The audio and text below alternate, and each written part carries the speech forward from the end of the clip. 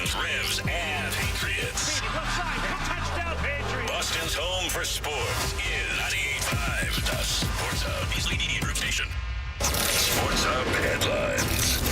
A really nice road playoff win for the Bruins last night as they got a pair of Brad Marchand goals in the third period for a 4-2 win in Toronto. Marchand's first one snapped a 2-2 tie with 8:07 left. He added an empty netter in the final minute to clinch it, and he also added an assist as the Bruins took a 2-1 lead in this best-of-7 first-round playoff series. Jim Montgomery had a hunch things would turn out okay tonight. Morning skate, I saw the way we were. I saw the way our captain was. And I just knew we were going to have a good game. Didn't know we were going to win because Leafs are a good hockey team. But I knew we were coming to play. Game 4 will be at Scotiabank Arena on Saturday night. As for the Celtics, they suffered a very surprising home loss to Miami, 111-101 at TD Garden. The Heat set a new franchise playoff record by making 23 threes. Tyler Hero made 6 of those threes on his way to a team-high 24 points. Jaylen Brown scored 33 for the Green. This best-of-7 is even in a game apiece. Game 3 is in Miami on Saturday night. The NFL Draft will begin tonight in Detroit. The Chicago Bears are on the clock. They're expected to take USC quarterback Caleb Williams, number 1 overall. The Patriots still have the 3rd overall selection as of this hour. Detroit yesterday signed cornerstone wideout Amon-Ra St. Brown to a 4-year, $120 million contract extension, and cornerstone tackle Penei Sewell to a 4-year, $112 million deal. And the Red Sox scored an 8-0 win in Cleveland over the Guardians. Connor Wong, 2 homers. The Sox will wrap up a 3-game series this afternoon in Cleveland. Also, they have placed staff ace Brian Bayo on the 15-day injured list. Sports Hub headlines are brought to you by the Wilbur Theater. See comedian Anthony Jeselnik live at the Wilbur April 24th and the Chevalier Theater on April 25th. Tickets on sale now at Ticketmaster.com. I'm John Wallach at Boston's Home for Sports, 98.5 The Sports Hub. Your next update at 6:30.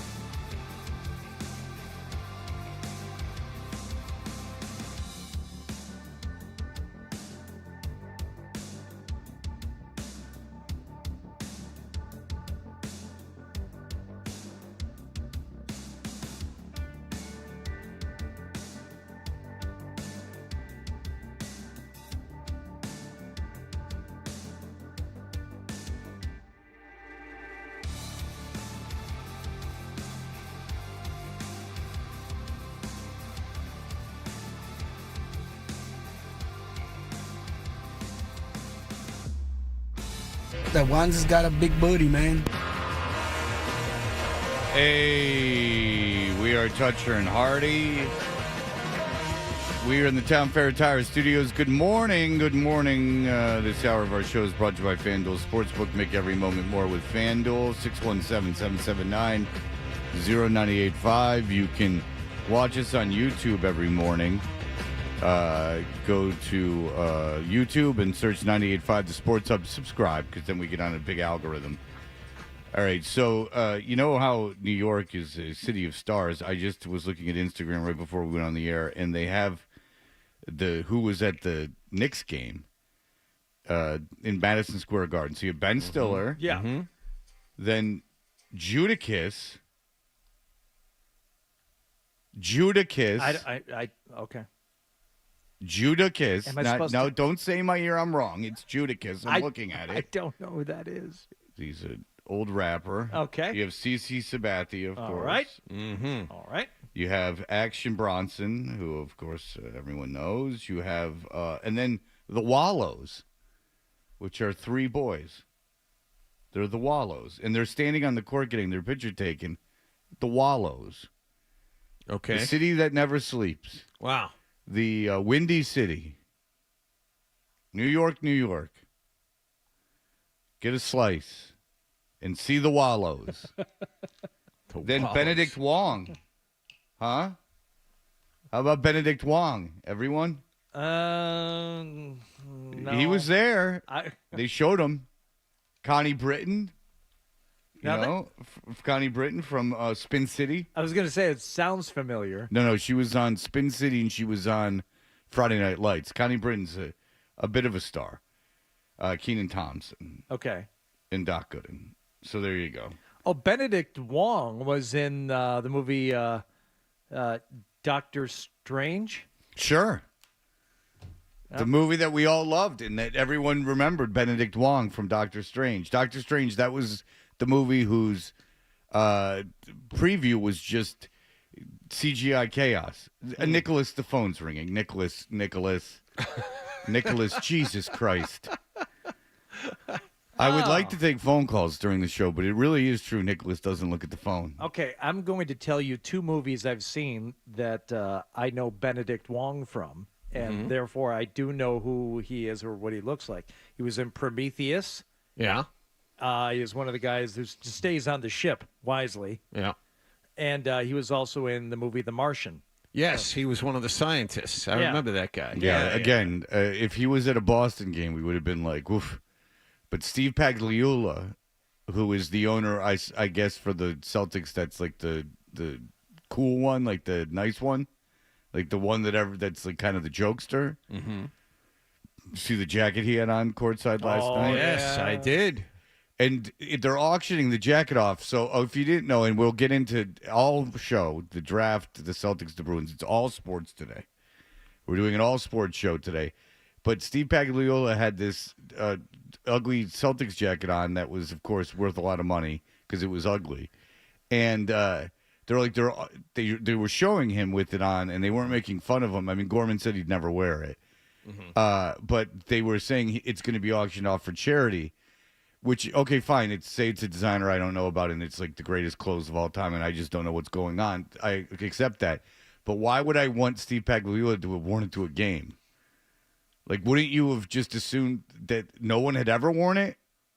Like, why would I want it to be on a man sitting courtside at a game? Yeah, it's going to have – I'm not saying it's going to have funk to it, but at the very least it's going to have some of his deodorant smell in the pits, I would think. No, but it just beyond, like, anything like that, just it doesn't become more valuable because one of the owners of the Celtics wore it to a game. It makes it less valuable.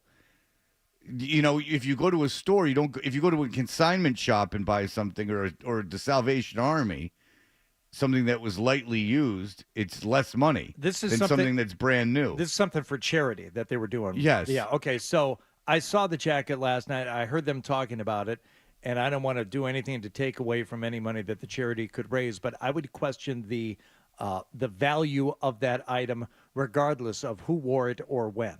I mean, that is one of those things that you're going to buy, and what are you going to do with it? You're not. It is one jacket in one size. So what? Who's going to buy that and do anything with it?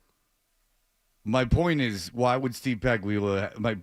I don't know. I think we're really dissecting this too much. My point is, Steve Pagliuca. You brought it up. Yeah, I know, but it kind of is what it is.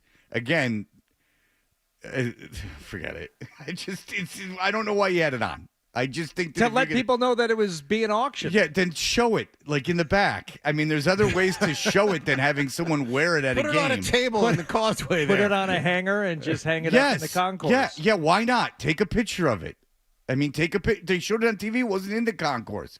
It was. No one saw it except for on TV. Show it on TV. Take a picture of it. I mean, come on, guys. I mean, if they had Jason Tatum wear it, maybe someone would go, I want Jason Tatum's sweat on it. But no one wants this owner of the Celtics used clothes. I mean, does he not put stuff by the school in the dump thing? Where you dump your clothes? Mm-hmm. Or does he go, well, this is worth more because I wore these boxers? Sean, go ahead. Freddie, his name is Jadakiss. Oh, all right. That's not what danced in my ear. You said Jadakiss? He's one of the best rappers of the early 2000s. Go listen to him. I thought it was Judakis, but Jadakiss. All right, no, I know. Jadakiss, yeah. Yeah, I know who he is. Yes, but I. Oh, all right. Yeah, but you have to admit that. But in a city like New York, which is supposed to be the center of the cultural universe, Yeah. Jadakiss being featured on the sideline is not Prides the greatest. themselves on people sitting not that courtside. great. No. I mean, that great. especially since hip hop. I mean, you can't throw a rock without hitting a hip hop star in New York City. I'm going to say Jadakiss. Yeah. I mean, I gave Action Bronson. I said Action Bronson. I gave him his Action Bronson. Yeah, you got that one. Yeah, I know that. All right, thank you, Sean. I Who appreciate are it. the Wallows? Who are the Wallows again? I don't know who the Wallows are. Oh, Maybe they could wear a Knicks jacket. probably be worth a lot of money. Probably. It would smell like boy, young man. It would smell like post-adolescent. Did you not Google the Wallows? I would like to know who the Wallows are. Yes. All right. So anyway, last night I told everyone don't watch the Celtics game. I said everyone should watch the Bruins game. Why would you watch? They're an alternative band, by the way, the Wallows, and they look just like one. Okay. I mean, if you went by looks alone, they look like It's a early boy band They, type they, of thing? they look like the Circle Jerks. Oh, Yeah, okay. now with a big fat guitar player and Keith Morris. So I said, why would you watch the Celtics game? It's stupid to watch that because the Bruins game was better. I mean, it was, but and then look at the Celtics lost, and so Very, very frustrating game to watch. well, Very I mean, frustrating. We'll get into it, but I mean, I don't know how often this is going to happen again. But it does bring up coaching issues. It does. I mean, it just listen. Miami's not going to shoot like that from three again. But Spoelstra changed things up. He kind of showed his hand after game one. Now looking back in hindsight, showed his hand after game one and said what he was going to do. And they could in the Bruins. I don't think this is exaggeration. The Celtics couldn't adapt in game. They didn't. So, They but didn't adapt. here's the deal. So this is an inferior team who they're going to beat in this series. Mm-hmm. You play a team that's more on your level, I was and it comes talking- down to one game. I was talking with a buddy of mine about this last night. We were texting back and forth and watching what Miami did to the Celtics. I know we're going to get into this, so I'll be brief. You saw they're going to beat this team. Last night, I'm not worried about them beating Miami. The talent discrepancy is too wide, regardless of what Spoelstra does. But now Spoelstra's kind of opened up the door. There's a little doubt there. And the Celtics, when pressed, when pushed around, didn't respond well at all to that last night. Not a lot of ball movement, not a lot of change in tactics. I'm not going to say they played scared, but they played hesitant, and that's dangerous. They played with no urgency. You know, they played like they had the lead when they were trailing 7, 8, 10 points. You know, it's this. No pace. It's almost like an attitude. It's like we know we're better, and we're gonna take the ball up court in our own sweet time, and then we're gonna make things happen. And if you're not knocking down your threes, you're not gonna win. Not with this team. Not with most teams and most matchups in the NBA. I take a look at it different, Hardy. I don't think it was we're superior. We're not worried. I think it was a deer in the headlights there for a while. There was no pace. You're giving to their them way offense too much at all. credit. These guys, I think Tatum and Brown and maybe to an extent Porzingis, Well, Porzingis Derek was White terrible. Had the worst these game of the guys, season. for These him. guys act like they've won it before. They've got the attitude of a team that has won the NBA championship because they've been so good in the regular season. They dominated so many opponents. And look, it's a good regular season track record. But you go up against, this freaking Miami team again, and you got Tyler Hero out there. It bugs the crap out of me. Watching Jason Tatum hold the ball, I'm going to show you how it's done, and I'm gonna back myself down into the key, and I don't care if I got 3 defenders on me. Whoops, lose the handle. Whoops, gets blocked. He can't finish. Tyler Hero goes on the other end, immediately drives the lane and scores. I'm like, you know what, dude? You are better than Tyler Hero, and you won a lot more games, and you do have more talent, but when it comes down to it, you make the same lazy, dumb mistakes, and you stand around waiting and watching for one other guy to play hero ball and bail your ass out. And you say you don't worry because it's one game. You're probably right, John. But let me tell you something. This team thinks they're better and thinks they've won it all and thinks they're going to get there on merit alone. And in the playoffs, you can't. I'm sure the confidence is high, but I still say that wasn't the problem last night. They got punched in the face and didn't know what to do.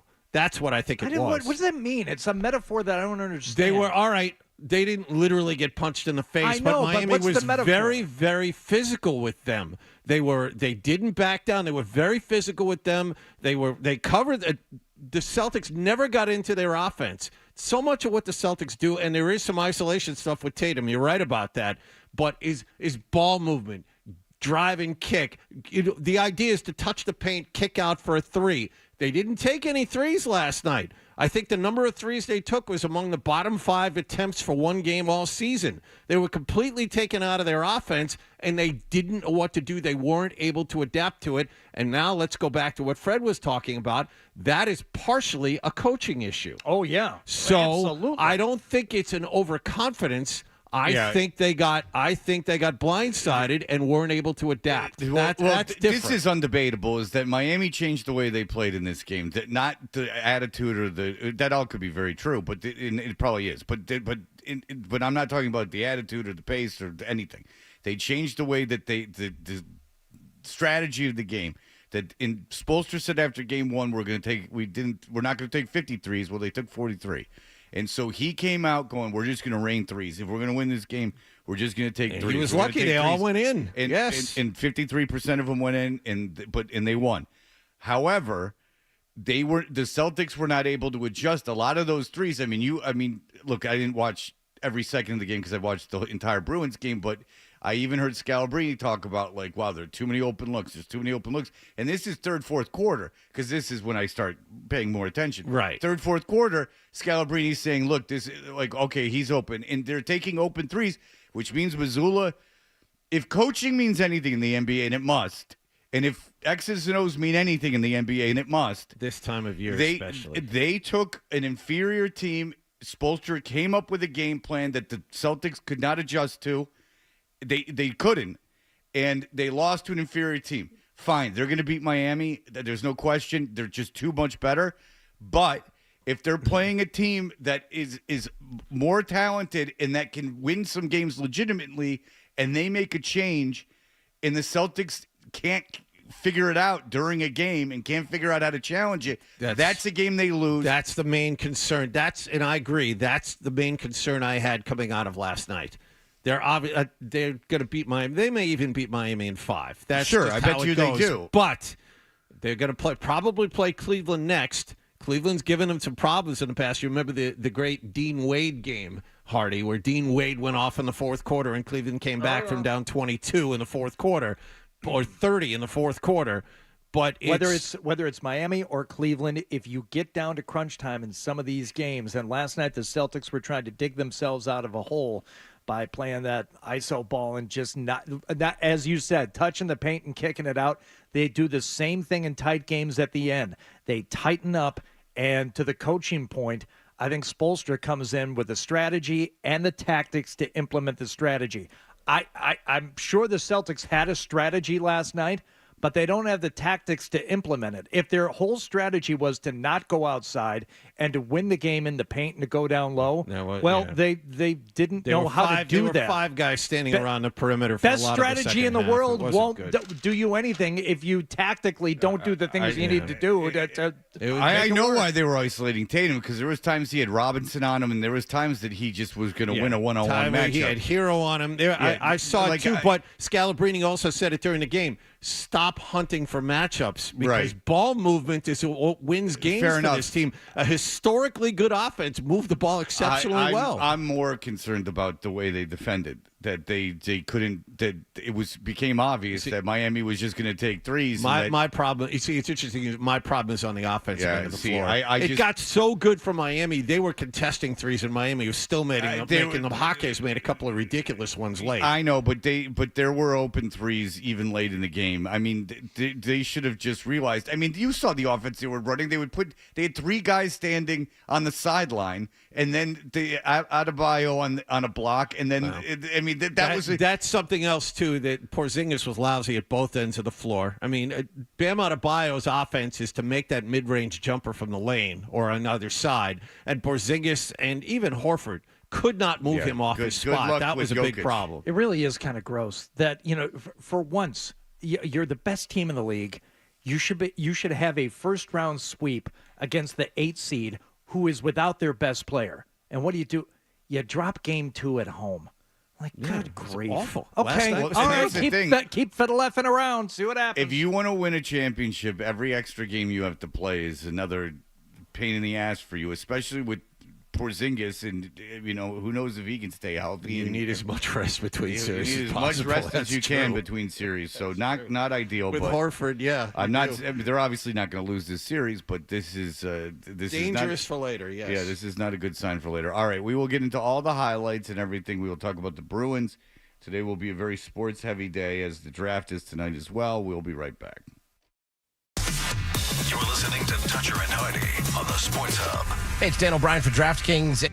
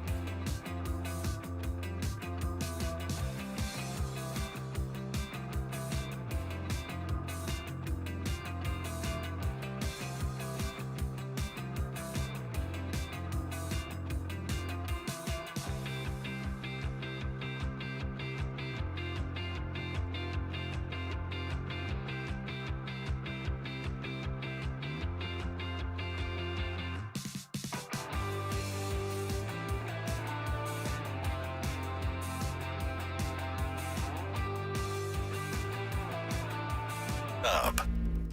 Did you catch a game last night?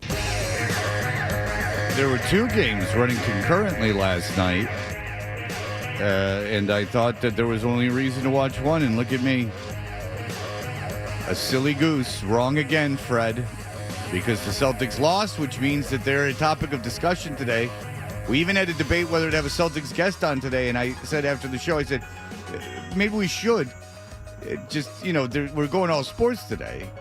Or Dan, did you say it or did I say it? I don't know. I remember. She's giving you the thumbs up. Like, that Mike was said part it. of our topic of discussion. Mike All brought right. it up. I Then Mike remember said the it. conversation vividly. And what was said, Wallach said, we should have a Celtics guest on tomorrow because they're probably going to lose by 10. We all said, shut up, Wallach, you moron. You couldn't be more wrong. Wallach said we shouldn't have a guest on if you want the truth. Okay, here's what actually happened. I said, we should only have a guest on if they lose. And you, Fred, I don't remember, but probably said something dismissive, that thing where you kind of close your eyes and go, no, they're not going to lose, but we should have someone on anyway. And Mike's like, we should have someone on anyway. That sounds about right. Is that pretty accurate? I think that's pretty close, actually. Yeah, I that stand up and I pace and I go, gentlemen, gentlemen, let me orchestrate this meeting, if I may. Right.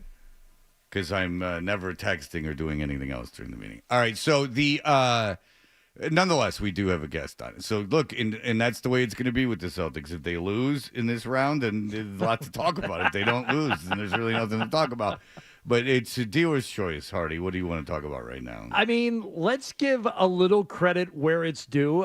Leading what offense there was for the Celtics last night was Jaylen Brown. Big sequence here for the Celtics. Back-to-back threes by Jaylen Brown. Hero misses one wide open, and Boston has it back as we enter the final minute of the first half. Jaylen, step back on Jovic, and he drills another one. He pushed people away. He pushed them away and said, I got this dude. I got this dude. The Garden comes unhinged. 9 straight for Jaylen Brown, and the Celtics lead by 4. Oh, the place is lit. Yeah, did Grandy say anything dismissive about everyone's attitude about them being rusty last night? Did he say that? Did he have anything to say after the loss? I don't know. I mean, if you're going to get super cute after a Game 1 win against a team that you're a double-digit favorite against, did he have anything cute to say yesterday when they got beat as a 14-point favorite by double digits? I don't know why that bothers me so much. I think it's funny. I love that it does. Well, Hardy actually told me off air he likes how much it bothers me because he sees it's not planned. He just plays audio I haven't heard, and it really annoys me. Mm-hmm. It annoys the hell out of me. He annoys me. I'm getting that, yeah. Like, I don't have anything personal against him. I don't know him at all. I've never met him. Mm-hmm. He just really annoys me. I've never talked to him. He just annoys me. There's something about him that bothers me. I can't help it. And it's not his fault. It's my fault. But, I mean, come on. Did he have anything, honestly? I mean, he went all in with how much everyone's dopes and he made up this whole narrative that no one believed in the Celtics in this series. Did he have anything to say? Neither Lockhart nor I did a lot of digging around for Grandy post-game comments last night. But post-game he would just shout a bunch of numbers out. But I'm saying in-game. I mean, he seemed pretty jazzed up about the crowd becoming unhinged. All right, we'll listen to some of the end-of-game stuff. But, if you're looking at the offensive performances last night, okay, Jaylen Brown was good for the Celtics. He scored 11 points in the final 2 minutes of the first half. That was what the highlights were about. And they went from down 6 to up 3. And you thought, okay, now they figured it out. Jaylen Brown went nuts. And then at the beginning of the second half, it was more of what we saw mostly in the first half. It was very disappointing. Yeah, I mean, and if there was one guy who stood out offensively for the Heat last night, I mean, they had a bunch of guys like in the low 20s. There wasn't like a standout performer. It was Hero's game. 24 points, 14 assists. Bam picked up his dribble there in the backcourt for a second, and he got some help from DeLon Wright. Jovic dribbles to the free throw line. Kick out. Hero turns. Fires three. Got it. You hear that? He traveled. That was the call. The NBA player traveled, and they didn't call it. Kick out. Hero turns. Fires three. Got it. Miami's getting a lot of open looks, and tonight they're knocking them down. They have matched Game 1's 12 threes with 2:58 to go in the first half. Oof. Yeah, Miami, by the way, in the bottom half. Caleb Martin was pretty good last night. Well, you saw Caleb Martin in the Eastern Conference Finals get hot, stay hot, and he was one of the big reasons the Celtics lost. But Miami is in the bottom half of the NBA in threes taken and threes made per game. And they went absolutely nuts last night. That's another reason why I don't think they'll be able to. No, they're not going to do it again. They're not going to do it again. No, Miami's not beating the Celtics. The problem is another team could, and this just shows you that Mazzulla can get out-coached and not make in-game adjustments to compete. It's how the team responds in total, coaching-wise and playing-wise, and the Bruins, who we'll get to, did respond. You know, Toronto got extra physical with them. They did respond, and they won. The Celtics did not respond well last night to Miami's tactics. When there's this much of a talent disadvantage at this high a level, where so much is just, where it's not like a college thing with, Princeton offense and stuff where you can just really slow a game down. I don't know how you can get out coached like that. Like, it doesn't make any sense to me. It's just how you can't make adjustments, how you couldn't, I think they couldn't make defensive adjustments either. Miami came out, again, Spoelstra said after game one, he's like, well, we got to shoot more threes. We got to match them. It's not like we're going to shoot 50. Well, they shot 43 last night. Look, they hit a tremendous percentage. They hit 53.5% of their threes. They're not going to do it again. Fine. But they were shooting threes, and the Celtics weren't adjusting to it. And it just is... Spoelstra is just a way better coach than Mazzulla, and if anything, this was a showcase of it, which makes me think when talent is even and it comes down to maybe a game in a series, you're going to lose a game because of coaching. I think we talked about this, last week with the expectations on this team to either make it to the NBA Finals or win the NBA Finals. Anything short of that, if it is a second round playoff loss, even if it's an Eastern Conference Finals loss, what could that mean for this team? I'm like, you got to look at the coach. You have to. Yeah, and I think he would get a long, hard look. End of game, Sean Grande. And what do you know? A Celtics Heat playoff game that ends with the road team winning and the home crowd going home unhappy. Jason Tatum spikes the ball into the ground, and that's how game two will end. The Heat had to come to Boston to play the perfect game, and they did just that. A franchise record 23 threes, and the best of 7 Eastern Conference quarterfinal is now a best of 5, and the 8th seed Miami Heat now have home court advantage as we all take our talents to South Beach. The final score in game 2, Miami 111, Boston 101. It's a pretty good call. Yeah. You don't have an issue with that, do you, Fred? If you want me to nitpick? Yeah. They're all taking their talents to South Beach. Well, I mean, it's a Jim Grayism. It's a nice little throwback it's a there. LeBron, I thought. Jim Gray He's throwing himself in the pot with the players. Oh man. Okay. You know what? That is a nitpick, and I appreciate it. That's advantage as we all take our talents to South Beach. We all take our talents. Good for you for picking up on that. I didn't see that one coming. That's pretty good, Fred. That's excellent. That's really good. See, if you got your antenna up, you can get pissed about anything. Court advantage as we all take our talents to South Beach. So, home playoff record. Guy. Where are they at now over the last couple? Imagine having an eagle like that on the The ring. name of the building? No. The Celtics playoff record at home. Oh, 13, they've lost 16 of their last 29 at home in the playoffs. And I think out of their, it was 4-6 out of their last 10. No, they haven't played well at home. Out of that during the game last night, so that would be now 4-7 out of their last 11. Yeah. Ugh. They're 13 and 16 in their last 29 playoff home games. I wonder if Mazzulla will get. That's an interesting conversation, maybe for another hour. Is if Mazzulla will get fired if they lose in the Eastern Conference? Yeah, Finals. this is a team that should make at the very least the NBA Finals. Then you don't know who the matchup is. If it's Denver, then we've talked about Jokic and all that stuff ad nauseum, but. They won the Eastern Conference by double digits this year. I mean, there shouldn't be a conversation about, well, they lost in the Eastern Conference Finals. The expectations, and I agree with Hardy, should be this team should win it all or go to the finals. Yeah, you can't fire a guy if you go to the finals. Well, I guess you can. I mean, their teams. It's happened before. I wouldn't. I wouldn't. I mean, I think it's unfair. But if you lose in the Eastern Conference Finals, Because then if I'm ownership, I'm thinking, well, all right, Brad, if you would have just hired a guy that was an established coach, we probably would have won. You took a swing. You tried to do what Riley did with Spoelstra in Miami, and you took a swing, and it didn't it's not working, and I don't want to waste this window. So we got to make a move. If I'm ownership, I might be stepping in at that point. Now, I might be able to be talked out of it, but I'm certainly having a hard conversation about it. And even Fred, okay, you hire him, you're up against it. The Ime thing came out of nowhere. At the last minute. If you want to give them, the benefit of the doubt on that, did you have to extend him in the middle of his first season? No. That's what. Yeah, like the original hire, whatever. Yeah, I'm talking about that he's coaching this year. Yeah. Okay. Yeah, if you had to you had to work on the fly. Like I understand that, but you could have just said this is an interim coach and not extended him. I mean, you could have done that. No. Maybe they panicked and thought there's this idea you can't have a lame duck coach. Well, tell that to the Cowboys. I mean, what's Mazzulla going to do? Like not try, like ruin his whole reputation? I mean, you could have gone the year with him a lame duck. No, not try is not in that man's vocabulary. Don't you worry about that. Believe me, even if it's ordering off a menu. No menu necessary. Tatum, what went wrong on the offense? Yeah, I feel like a few of the possessions we didn't get into our actions fast enough. Missed a lot of bunnies, a lot of open threes. We weren't getting out in transition enough because we didn't get enough stops, obviously, because they was hitting shots. Okay. All right. Yeah, they were very slow. The mid-range percentages across the league drive me absolutely batty. Anybody can dunk if you can get up that high, fine.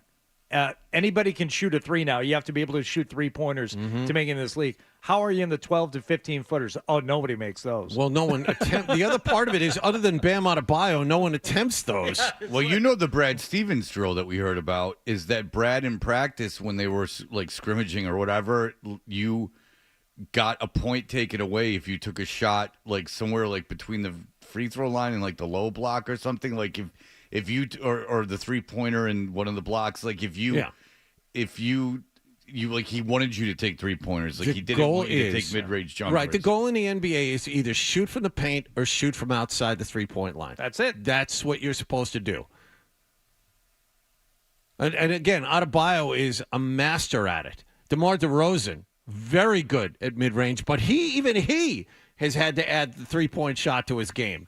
But that's the thing. It's almost psychological. You can count guys on one hand that shoot mid-range. It's like you have to be like D'd up and hitting like a fall away in order for me to think as I'm watching it that a mid-range jumper is going to go down. The guy's just driving the lane, stops, gets the defender backpedaling, decides to shoot from there. I just expect them to miss.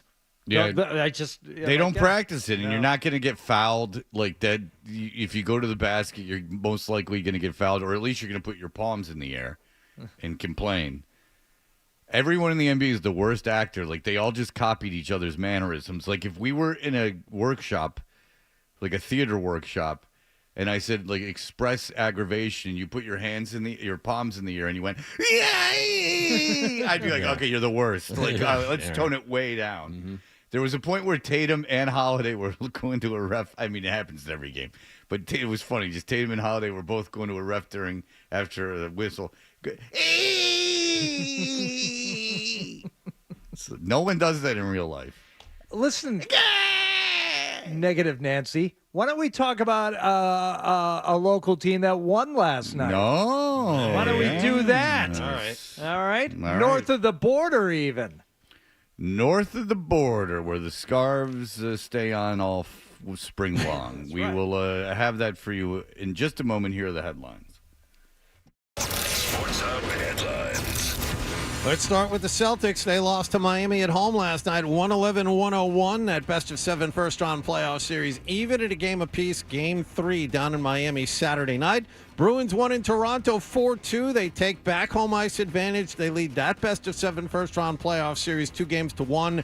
And that game, the next one, Game 4, is Saturday night up in Toronto. Patriots still have the 3rd overall pick in the NFL draft, which begins tonight in Detroit. Chicago's on the clock at number 1. They are expected to take Caleb Williams. And the Red Sox won in Cleveland last night, 8-0. Rafael Devers homered in his first game back in the lineup.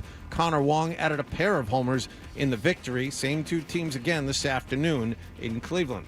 Sports Hub headlines are driven by Polestar Boston. They're teaming up with Boston goalie Linus Ullmark to save you from boring electric vehicles. See the Polestar 2 at Polestar Boston and Austin today. Tell them Linus sent you.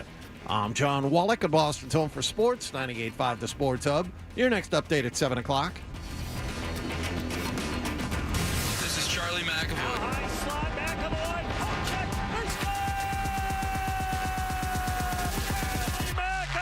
And you're listening to the home of the Bruins. McAvoy coming from deep in his own zone. Backhand. He scores!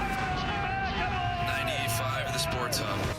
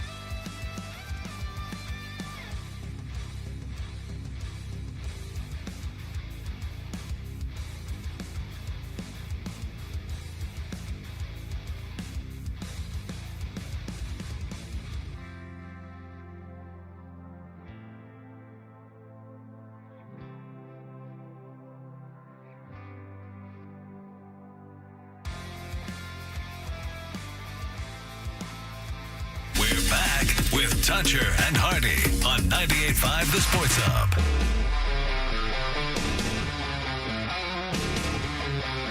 Hey, we're Toucher and Hardy. And Hardy, there was a hockey game last night. Yes, there was. In Toronto, as the Bruins found themselves in a 1-1 tie with the Maple Leafs, and we were thinking, well, this might be a little bit more of a series. I watched mostly Bruins last night, as it was, that was a hell of a game. It was a great game. The first period was a lot more physical than I thought it was going to be. Toronto showed you a little something, but it seemed like they were trying to play the Bruins' physicality game, especially in Game 1, and it didn't work out for them. We all saw what happened in Game 2. Last night, those teams seemed very evenly matched, at least in terms of a physicality standpoint, an intensity standpoint, and then, early on. Now brought in by Edmondson, right circle, drops, Marner, send it out in front, they score! It's Knies, back door. Leafs 1, Bruins nothing. Now, Swayman was in net last night, and you're wondering, okay, this is the true rotation that we're seeing happening here now. So how is this going to play out? After that first goal, I didn't have any second guessing about the goal about the goaltending rotation, because he was phenomenal again. He was really, really good. He was really, and really good. He won the game. I know Marchand number was one first star of the night. No, Marchand was number one star of the night, actually. But but Swayman should have been the number one star of the night. 13-10 in. Leafs get on the board first, which, can we start calling them the Leaves when we're talking about them in the plural context, Fred? That's not how they say it in Canada. I know, it always bothers me. And you know what they call cigarettes in Britain? I'm just saying there's different words for everything. I don't want you to. I didn't say it. I want you here. Okay. Thank you. Well, I've been doing this since I was 22. Okay. Go ahead. I'm doing the Opie. Go ahead. And I got to tell you, if you're a little worried throughout that first period as the Leafs are getting ready to take a 1-0 lead into the locker room, I wouldn't have called you wrong. But then Marchand and Bertuzzi start mixing it up around mid-ice. They're great. doing a little back and forth, and you're thinking, that's weird. And you heard Jack reference it as the play is continuing, and one team kept playing through that nonsense, didn't seem distracted by it. One player in particular. Here's Lindholm behind the play, Bertuzzi trying to prevent Marchand from heading out into the neutral zone. Over the line, left side now, Frederick left circle. Shoots, he scores! That was soft goal. Oh, God. Well, he got activity along the far side. Beat Elliot Samsonov cleanly with a snapper. There was no one between him and the goal. There was no one. He wasn't close to him. It was a very soft goal by a goaltender that had been real good up until then. Yeah. So I noticed it last night. I think you guys, just based on what you said, thought the same thing. And I think even Trent Frederick, surprised that goal went in. Just throw it on net and see what happens. Well, he went in. All right, great. You wouldn't. There was barely any space. It was a nice shot, but that was an easy angle that was a terrible goal. That, by the way, is what Samsonov looked like for most of the season. That goal right there. Yeah, but the Bertuzzi-Marchand thing is great. They're both such pricks, and I wish Bertuzzi was a little more like this last year. It maybe he was, but there was just such a short sample size. But the two of them are really, really the two of them, oil and water, oil and oil maybe. They very. It's a lot of fun. They're really going at it. A couple of penalties at the end of the second, and the power play carried over into the third, and Jake DeBrusk got things going in the right direction to start the final frame. Now Pasternak chopped it to the right corner. Different look here on the power play. Pasternak then knocked down by Edmondson. Marchand shoots. Samsonov the save. They score! Jake DeBrusk took that rebound and buried it. A power play goal. Bruins 2, Leafs 1. He's out in front of the net. He's doing all those things we were hoping he would do all season. Jake DeBrusk. Playing for that new contract, man. Going to those dirty areas. Good for him. If you hear national guys, Jake DeBrusk could get a big contract. Jake DeBrusk could get a big contract. All right. Someone else give him a big contract. Let's see what happens when he disappears for the next 5 games. But, hey. I don't think he's going to disappear in this series. He's doing it now. Good for him. He loves playing in Canada, so there's something about him in Canada. He loves it. But I let someone else give Jake DeBrusk. And I like Jake DeBrusk obviously a lot, but I don't think the Bruins need to be the ones paying him. I hope he makes a lot of money and has a wonderful life. I don't think the Bruins need to be the ones paying him. So it was the last game where the Leafs answered quickly. Tyler Bertuzzi did not answer quickly on that go-ahead goal for the Bruins. As a matter of fact, took about 10 more minutes in the third period before he would knot the game at 2. But then it was the Bruins' turn to answer quickly. So again, Tyler Bertuzzi ties the game at 2 at the 11:25 mark, less than 20 seconds later. Back of the net. Samsonov's lost his stick. Marchand shoots. He scores! Brad Marchand! Only Cam Neely has scored more playoff goals than that guy. He makes it 3-2 Bruins. Not so fast. Well, let me tell you something. Because empty netter or not, at the end of the game, Brad Marchand would get one more, 4-2 the final, and the Bruins now have a 2-1 series lead in the best of 7 over the Maple Leafs. They responded really well. Toronto, once again, tried, like Hardy was saying, tried to be a little bit more physical. The Bruins like, okay, let's go to work. And did a great job. And the empty net goal by Marchand to seal it was fun because him and Bertuzzi were going at it again. And you want to hear it? He got underneath it. Sure. Okay. Near side, Marchand ties up Bertuzzi. Here's Pasternak. He shuts it off the side of the net. Marchand shoots. He scores into the empty net. Oh, the Bruins had a couple of chances, but the captain able to scoop it up. He buries it. His second of the third period, and the Bruins up 4-2 here in Game 3. Yeah, they were fighting behind the play, and Marchand got under him. It was fun. All right, Steve, go ahead. Hey, good morning, boys. Just real quick, Hardy, great job on the show. The show is better with you. So, guys, keep it going. Thank you. So I pulled the stats after the game. Charlie Coyle is losing 60% of his faceoffs. It's absolutely killing them. It's making it very difficult to get anything going. Number 2, Hampus Lindholm sucks. He's a gigantic dude, and he's playing like a huge pussy. And then last but not least, Pasternak has to step up. He has to do more. Love you guys. Have a great day. Yeah, Lindholm is not the most physical guy in the world, and I'm not sure he could stand up in the playoffs. I didn't think he was bad last night. I didn't think he's bad last night earlier. I just remember when he kind of disappeared toward the end of last season, and in the one round of the playoffs they played last year, somebody who had played with him before said, "That's the Hampus Lindholm I know."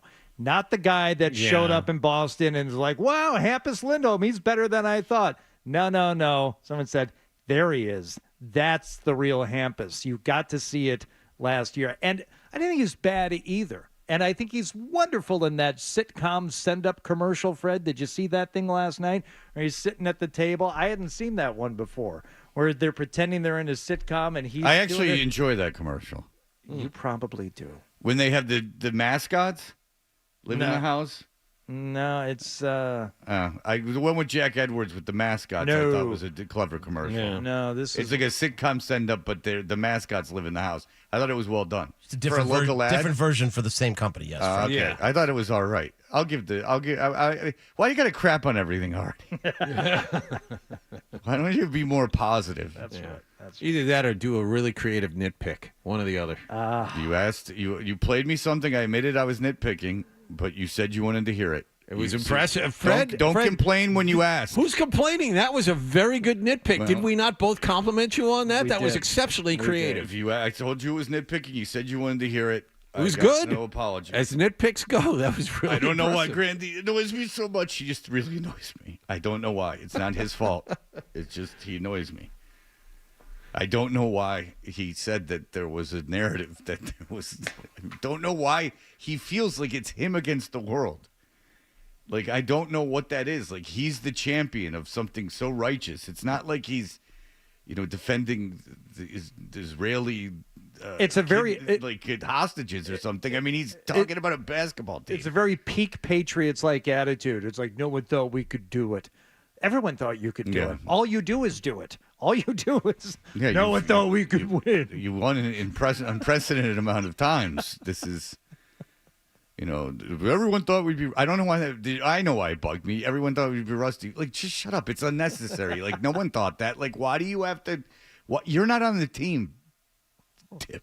Yes. Well, he is taking his talents to South Beach. Yeah, right. So. Good. Have Rod on Rock 92.9 with your dumb call. All right. Very good. Wow. Whoa. I don't. How many people do you think listen to that game? Why would being on Rock 92.9 equate to rotting? How much do they pay you in comparison to how much you make here? Is what I'll ask you. Is it a tenth? That's none of your do you make a GD beeswax. Do you make a tenth amount of money on Rock 92.9 that you make here, honestly? Of course not, idiot. All right, there you go. That's my point. Adam 12 is pounding his steering wheel as we speak. Adam 12 is the program director. He's in charge and of it. Music director and 6-hour midday guy and promotions director. I'm not. This isn't a shot at Adam 12. This is a shot at that there is I think Adam would tell you there's a discrepancy in the amount of money each station makes and the amount of listenership. That's true. Listen, Adam's done very well with that station. Don't turn it into that. And Adam's in charge of the whole thing. It's he's like the business owner. So he's very happy to have Hardy on board. Last I checked, I understand, and that's why I'm not sore that Hardy's doing it because he's not doing it for the money. He's doing it because he's friends with Adam, and that's the truth. All right, very good. Is Kendra here? I haven't seen her. I haven't seen her either. All right, she's there. She is. There here. We were so wrapped up in our playoff talk. Today's going to be very sports heavy. I'm warning you. If you're here for shenanigans, you will come away. We have a lift shots thing. But we got one thing. All right, so we'll be back in just a moment. You're listening to Toucher and Hardy on the Sports Hub.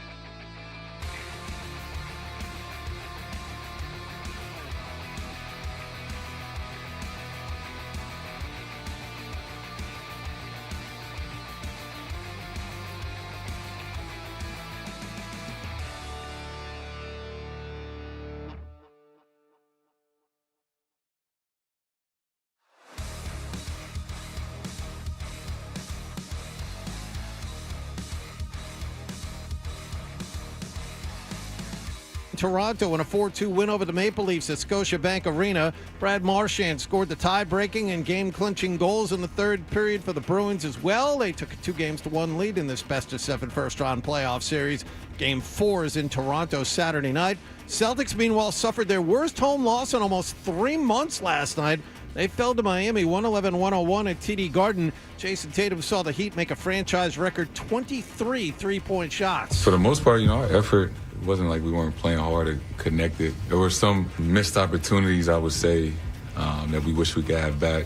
Some open looks, some transition threes that were just too comfortable.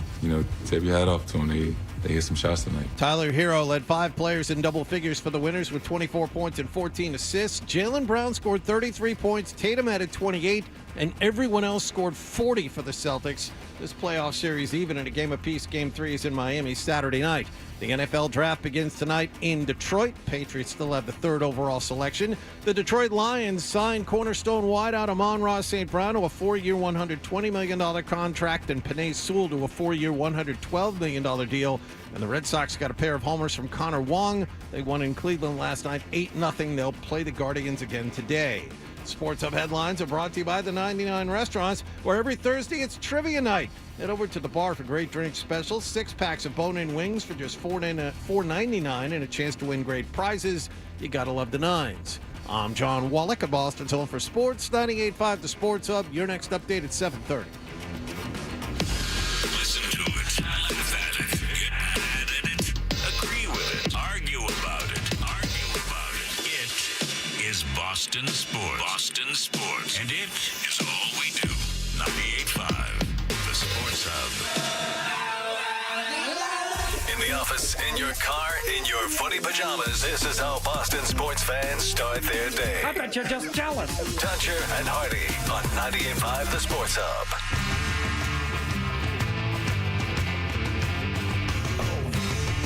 The job. We are the draft. We are to the draft what Will Smith is to the Oscars. Hey, Mitchie album. Still with that fastball, baby.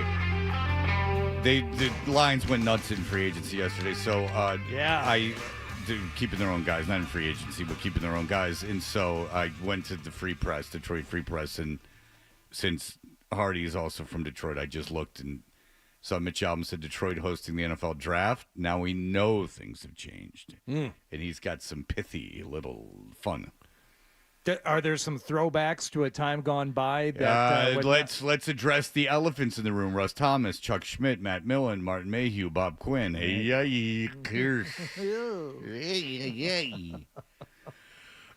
We are very sports heavy today, and in here we have, on the account of the playoffs and the draft tonight, but we have Kendra, and she will talk to us a bit about these movements in the draft in terms of the lines, but she is brought to you by DraftKings Sportsbook, and we will actually be featuring Lift Shots at 8. Not on the air, but something that he was on the air yesterday. Yes. Kendra Middleton, hello, welcome back. I follow you on Instagram. Welcome back from Atlantis. I was in Atlantis a couple weeks ago. Hi, how are we? Good. Now, you said you didn't have a good time. I did have a good time. There was a lot of things that went wrong. Okay, what went wrong? My passport was stolen. I got pooped on by a bird. Our excursion was canceled.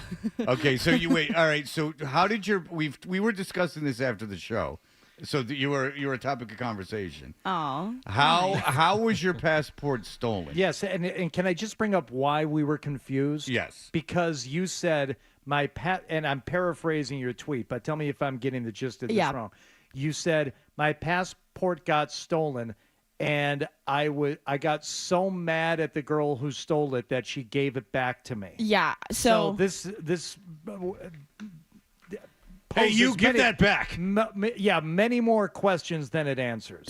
So I bought us a table for the night. It was just me and me and 2 other girls. Bought us a table at the club and put my purse on the couch because, when you buy a table, you're like, you have security. There's not like random people around, whatever. Our bottle girl was like I'm just assuming what was like nitrous, was absolutely blackout, like not coherent whatsoever, just absolutely insane.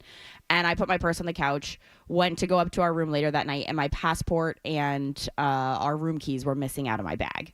And so I went back down to the club, talked to the owner. He was very much alluding to the fact that this wasn't the first time that this girl had done this. And I... Why you let her back in? Thank you. Agree. Obviously, I know that there's like a lot of stuff going on in the Bahamas right now, but I had some very, very not nice words that I cannot say on the air. I was so mean to them and this woman when they brought her out that they gave me my passport back, and it was like a whole situation. See, this is where it kind of loses me again. Okay. So they were in on it together, the club owner. It sounds like this girl had multiple, a few instances where she had maybe taken things from people at the club, and this was like maybe like a last straw situation, and they went into her bag in the back of the kitchen and got my passport from her. So she didn't give it back? No, he took it from her to give back to me. Isn't that insane? They took me in the kitchen to pay for everything, too. Was this at Atlantis? Yeah, it was the club or next to Nobu. Really? Yeah. It seems like a loose operation there. It very much seemed to be so. This girl, but I went and complained to security that this girl was like so non-coherent while serving us and everything, and it seemed to me that this kind of was probably this last girl's straw of working there. Okay, and then so you said that she took. So you came back down. You said she took my room key and our room keys and passport. If she hadn't taken the room key, would you have known you had your passport? That she had taken your passport? No, because I was like digging through my bag looking for everything. Because like you can charge everything to your room. No, so. I know. So you got lucky almost that she stole your room keys. Yeah. Now, which is stupid that she stole your room keys because it's not like they say the room on them. But why were you carrying your passport to get into the club? Yeah, but why didn't you just use your ID? Because I didn't think I could. And I always leave my ID either like at home or in the safe. No. Leave your passport in the safe, Kendra. You lose your can't license, get out of the so country. what? Hey, if you lose your license, you're fine. The passport is what you need. Okay. And it's easier to carry. I just thought, I didn't think that they would take my U.S. ID in another. Yeah. I don't know. That seems sus. How long? Well, it seems such you lose your passport. You can't. It was stolen. I didn't lose it. You took your passport out of your room so that you could get into a nightclub. Yeah, but use your ID. But when I go other places, like you have to take your passport as a form of identification when you go drinking. Not in the Bahamas. Yes, you do. In the Bahamas? Maybe not in the Bahamas. I've never. The drinking age is 18 in the Bahamas. Yeah, but people thought I was 17 the entire trip. Oh, isn't that fun? No. It was so bad, actually. It was so bad. How do you know people thought you were 17? A guy tried to hook me up with his 15-year-old son, and I told him I was 28, and he spit out his drink. He tried. Wait, how did that happen? We were going through the lazy river. But it's not always lazy, is it, Kendra? It is not always lazy. Sometimes it's intense. Yeah. And we were like, we were talking about, I was so glad that the bar was open, blah, blah, blah. And this dad looks at me and he goes, you guys aren't old enough to drink. And I was like, sir, I am 28 years old. And he goes, I was just about to ask if I could hook you up with my 15-year-old son. And I got ID'd multiple times for drinks. Did you call the police and say that there's a man out here trying to angle? He's the worst father ever. No, but they do have a teen club in Atlantis. I know they have a teen club in Atlantis. Which is so weird. Yeah, I don't think you can be 13 and 17 and hanging out. That's sus. I don't like that. I don't think many kids go to the teen club. I don't think it's the coolest thing on the planet. I think when we were there, my daughter went once, and after that, she's like, yeah. My son had no desire to enter the teen club. Yeah. But I also have a 15-year-old son, and I don't think I'd be walking around trying to hook him up with women, and I don't think my son would appreciate it. He was probably from Alabama.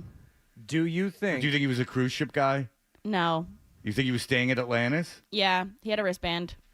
Do you think there was a chance that he knew you were not 17 or whatever, and he only used that as an opening to A, pay you a compliment, and B, then try and I hope hook not, up because he was with you his himself? 12-year-old daughter.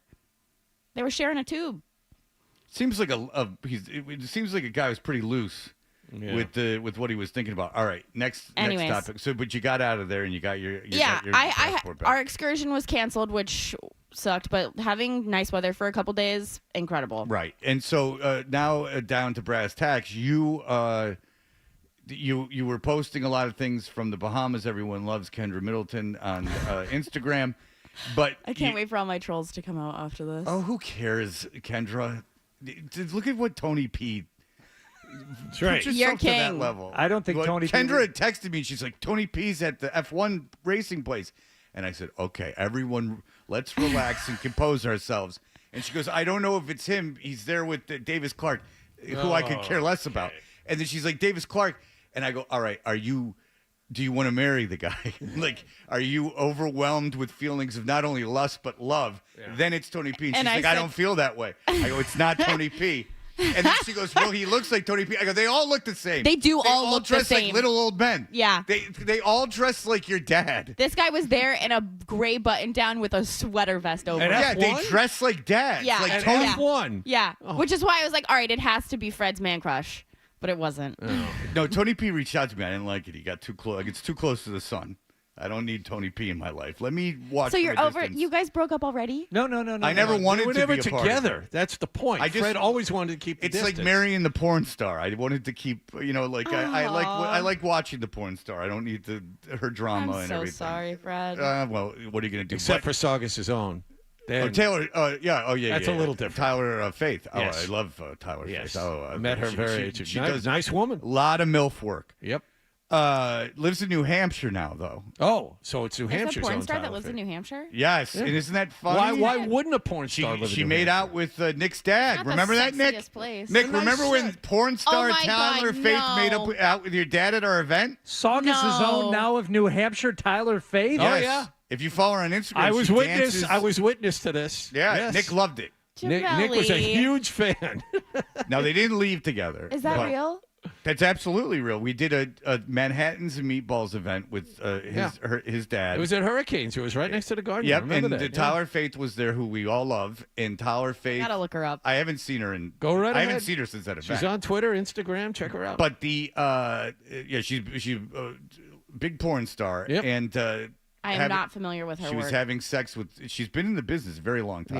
Yeah, now that in itself is suspect because she's been around for a while, Kendra Middleton. I can see Kendra not knowing who Tyler Faith is, but there was Nick's dad, tongue in her mouth, tongues in each other's mouths. She made out with my dad. I hate this. I hate everyone. I hate everybody here. I hate you. I hate Fred. I didn't make it happen. I didn't even She ask made for it out to with happen. my dad. Don't blame me. I'm just stating True a story. They She publicly did make made out with his dad. It's not like they made out in the back of a cab. They made out in She front of made out everybody. with my dad. Right in the restaurant in front of everyone. Yeah, Jesus, Nick. Yeah. I mean, shoot the messenger. All right, so this is has to be addressed. Ew, meatball mouth.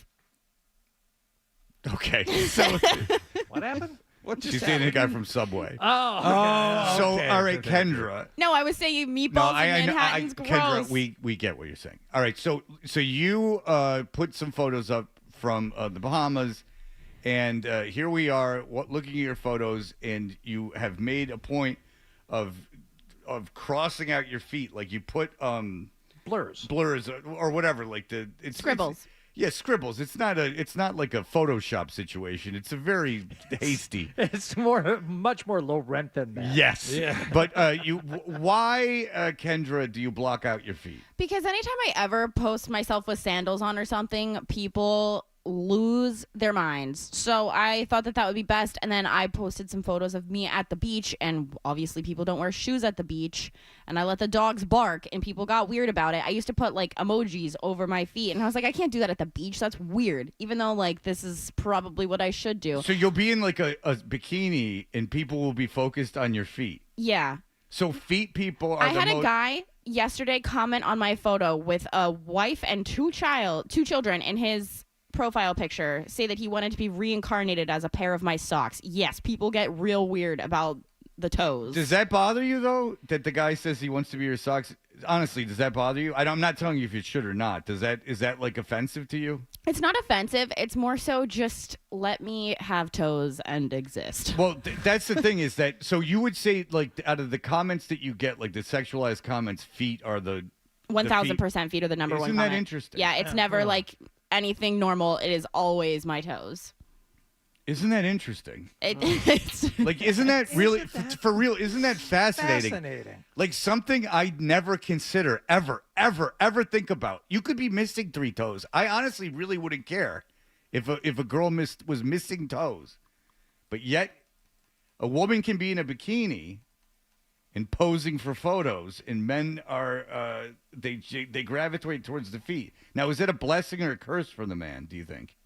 I would think it's a curse because you are much more likely to find photos of girls in bikinis than you are really good photos of just bare feet. Yeah, but also if that is like you're like women are always like their feet are always out. Like it's not like women are topless or bottomless. Like, well, it's not like men are always like, I want to see this girl bottomless. But like, it's not like women are walking around topless.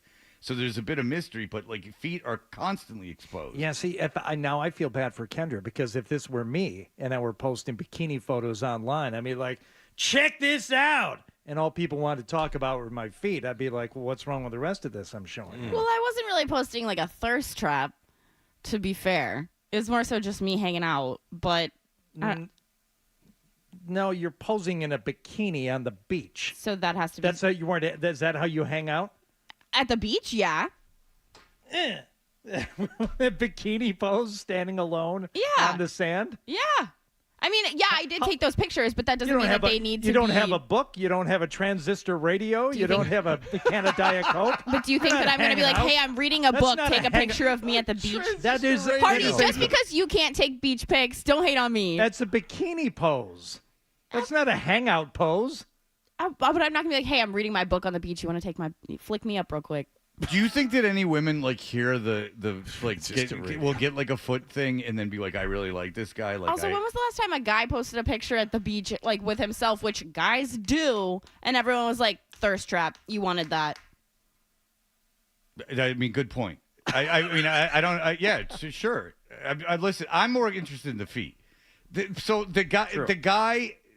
Do you think that ever works with anyone? Like the guy goes. I have a guy. Yeah, I know. I don't know. Maybe I'm not into feet. I don't really want my toes sucked. But people seem to want to. There's a guy who's been messaging me for over 30 days, every single day, day 30, day 31, day 32, asking if he can buy my used socks. Do you almost appreciate the now? Is he being at least nice about it? Yeah, I mean, yeah, he asked if he could buy my used socks every single day, and has been counting the days. And as somebody who's into gambling and lines and percentages and margins, if he's offering you more than what it will take to replace the socks, I think you should do it. Yeah, but where sell the socks? But what's my return address on shipping out my socks going to be? You would have to get a PO box. Yeah, and PO boxes are expensive. Yeah, there's an overhead. Trust me, I've looked into this, Hardy. You're a businesswoman, Kendra. I am. There's no question about it. I'm actually impressed with that. I have done the research. The extra step to think I should just about make that. the station my return address. You should. That's actually a really good idea. People and have then you 30 pounds of pot Rick's going to be once, like, why the hell do we keep getting that. return packages? Right. Wait, did you know that story, Kendra? That Showed there was up at the front door. I remember that. There was a bunch of pot that got mailed to the station. What? Like a big box of yeah. marijuana. Yeah. That really happened. How'd they catch it? Police showed up. Yeah. All right. So Kendra's here. We will talk about sports. The rest of the show is all going to be sports. But we'll talk to Kendra, and then Mike's going to come in to do his drafting. There's been movement with the draft a little bit? With Yeah, I the have lines? I've never had so much money on the draft as I do right now. Ooh, I am interested in that. All right. So we will have that with Kendra. It will be interesting. We'll have that in just a moment. You're listening to Toucher and Hardy on the Sports Hub.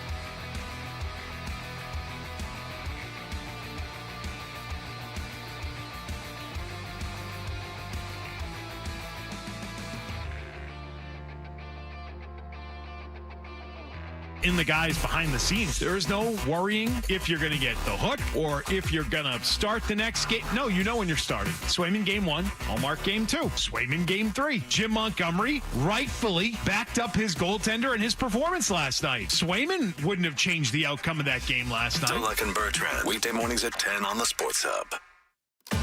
Now, more Toucher and Hardy on the Sports Hub. Hey, we're Toucher and Hardy. Tonight is the NFL draft, and the Patriots hold the number 3 pick. And as we get closer to the draft, like the day of the draft, like Schefter last night was just going like bananas. Like you can tell, like the company dime is starting to have some say in it. I mean, he's going not so crazy with the Patriots trading out of the 3rd pick. He's like, Minnesota's the most likely thing. If they trade out a 3rd pick for those 2 Minnesota first-round picks and the pick next year, that's an idiotic trade. That's a terrible trade. Why, Fred? Because you're essentially you're giving them the better pick and receiving a worse pick. So say you're trading 3 for 11, so you lose an asset there, and then you're picking up a late first and then a late first conceivably next year. So for 2 late firsts and a worse pick, so throw the 1 pick away. So 2 late first-round picks, you're following 8 spots in the draft. No way. You're not going to get a chance to pick 3rd again. Hopefully. You're not going to, well, in theory, with this new leadership and they've re-signed all their core and they're going to add to it methodically, you shouldn't be picking this high for a long time after this. And just to set Kendra up, Kendra Middleton's in here, and she does a lot of the gambling stuff, is that there had been movement. You don't even have to speak on this, but there had been movement a little bit that San Diego could take a quarter. Los Angeles Call Chargers. him San Diego. You're on a roll. Would take a quarterback, and then everyone was scrambling like, why would that be? And then you would think, okay, well, Harbaugh could just come in there and go, I want J.J. McCarthy. We're trading Herbert, and you could do the conceivable logic. And then there was line movement that Atlanta would draft a quarterback, which doesn't make any sense because they just signed Kirk Cousins. Yeah. But Kendra, what you say you never bet more on the draft than you have this year. Yeah, I have so much money on this draft. I know the same for Dan. There's a lot of really, really good picks, a lot of really great odds still available for. I kind of am outside of the top 5. Sure, there's probably not a ton of value left to get as exact picks, but some of these, over under positions of where people could go are where I'm really finding value. All right, let's go. What do we got? Let's go. So I think that my favorite bet right now that's available still on DraftKings, I just looked, is Michael Penix going under 32.5 as a pick. That's insane. There's going to be such a quarterback dumpster fire. I pretty much took every quarterback to go under whatever position I could find. What does that mean? Explain what that line It basically means so there's 32 teams obviously that are going to pick. It means that he'll go in the first round. Okay, so you're basically you're betting. Number. Okay. So you're betting that he's going in the first round. Yeah, and so J.J. McCarthy right now, you can get him under 5.5. I think that the first 4 picks are going to be quarterbacks, and I think that he's going to be one of those quarterbacks. So I think that that's a solid bet. Michael Penix, I have also in that. I just said the Michael Penix thing. I have Michael Penix, Bo Nix, and J.J. McCarthy all on the under to go for their slots. But if you're looking for, not quarterback kind of bets in that sense, I love Roma Odunze going over 8.5, just because I do think that we're going to see some trade dumpster fires going on. I could see the Cardinals trading out of that pick. I could see the Chargers trading out of that pick. I think that we're probably going to see, obviously, Marvin Harrison and Malik Neighbors go ahead of Roma Odunze. So I could even see Joe Alt going, maybe it's 7 or 8, depending on. Well, if there's 2 quarterback trades and then there's 3 receivers, it's going to be Joe Alt after that. So, then it would be Joe. Yeah, you would think Joe Alt. Joe Alt, Dallas Turner. I have. Yeah, because Dallas Turner is supposed to go to Atlanta, right? Atlanta needs an edge rusher. Yeah, but I have Jared Verse from Florida State. He's currently sitting. His line is at 17.5. I have him going under that 17.5. I could see him going somewhere like Atlanta. He's a 23-year-old junior. It bothers me. Go ahead. Is there an over/under for first defensive player taken? Probably somewhere. I don't have it, but it's going to be that kid from UCLA. You'll probably get better odds of if you want who the first defensive player is. Okay. Yeah, there's, first defensive lineman edge drafted first. Yeah, there's a couple of different things, but I love this, Kendra, because I didn't know you could not only do the over-unders on the position, but you can parlay, you can pick like 3 quarterbacks who aren't obviously, let's say, Caleb Williams, Jane Daniels, Drake May. Take a selection of guys because what are we talking, like maybe 5 first-rounders? Whatever people are going to have to trade out of to get into these slots is going to be an all-time bag. Is that what people are? Is that what Vegas is saying? Are they saying that they think 5 quarterbacks would be are being taken? Are they? Where is Vegas? I don't think it would be 5. I think it'd be 4. Okay, because Caleb Williams is minus 20,000. Yeah. To go number 1, so have fun with that. But then, is Jaden Daniels is there been any movement on the Jaden Daniels thing? So, no. I mean, obviously, people are going to say it's draft night. We saw what happened with Zach Wilson and, whatever with Bryce Young, all the things, everything can change.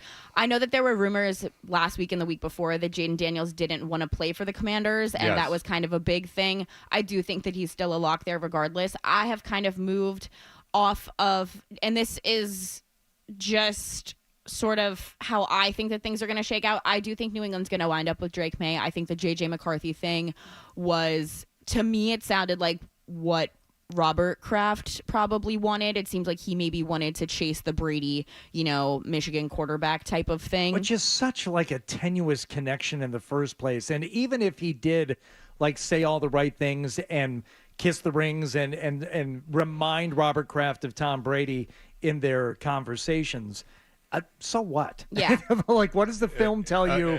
Is he better? Is it, and not that he's bad, but is he better than Drake May? Well, the rumor now is that the Giants only want Drake May, and that they're willing to trade up from 6, and that then they're like, well, Arizona would trade at 4, but you're not going to get Drake May at 4. I guess that they're not interested in. This is the rumor that they're not interested in J.J. McCarthy at all. That they're interested in Drake May.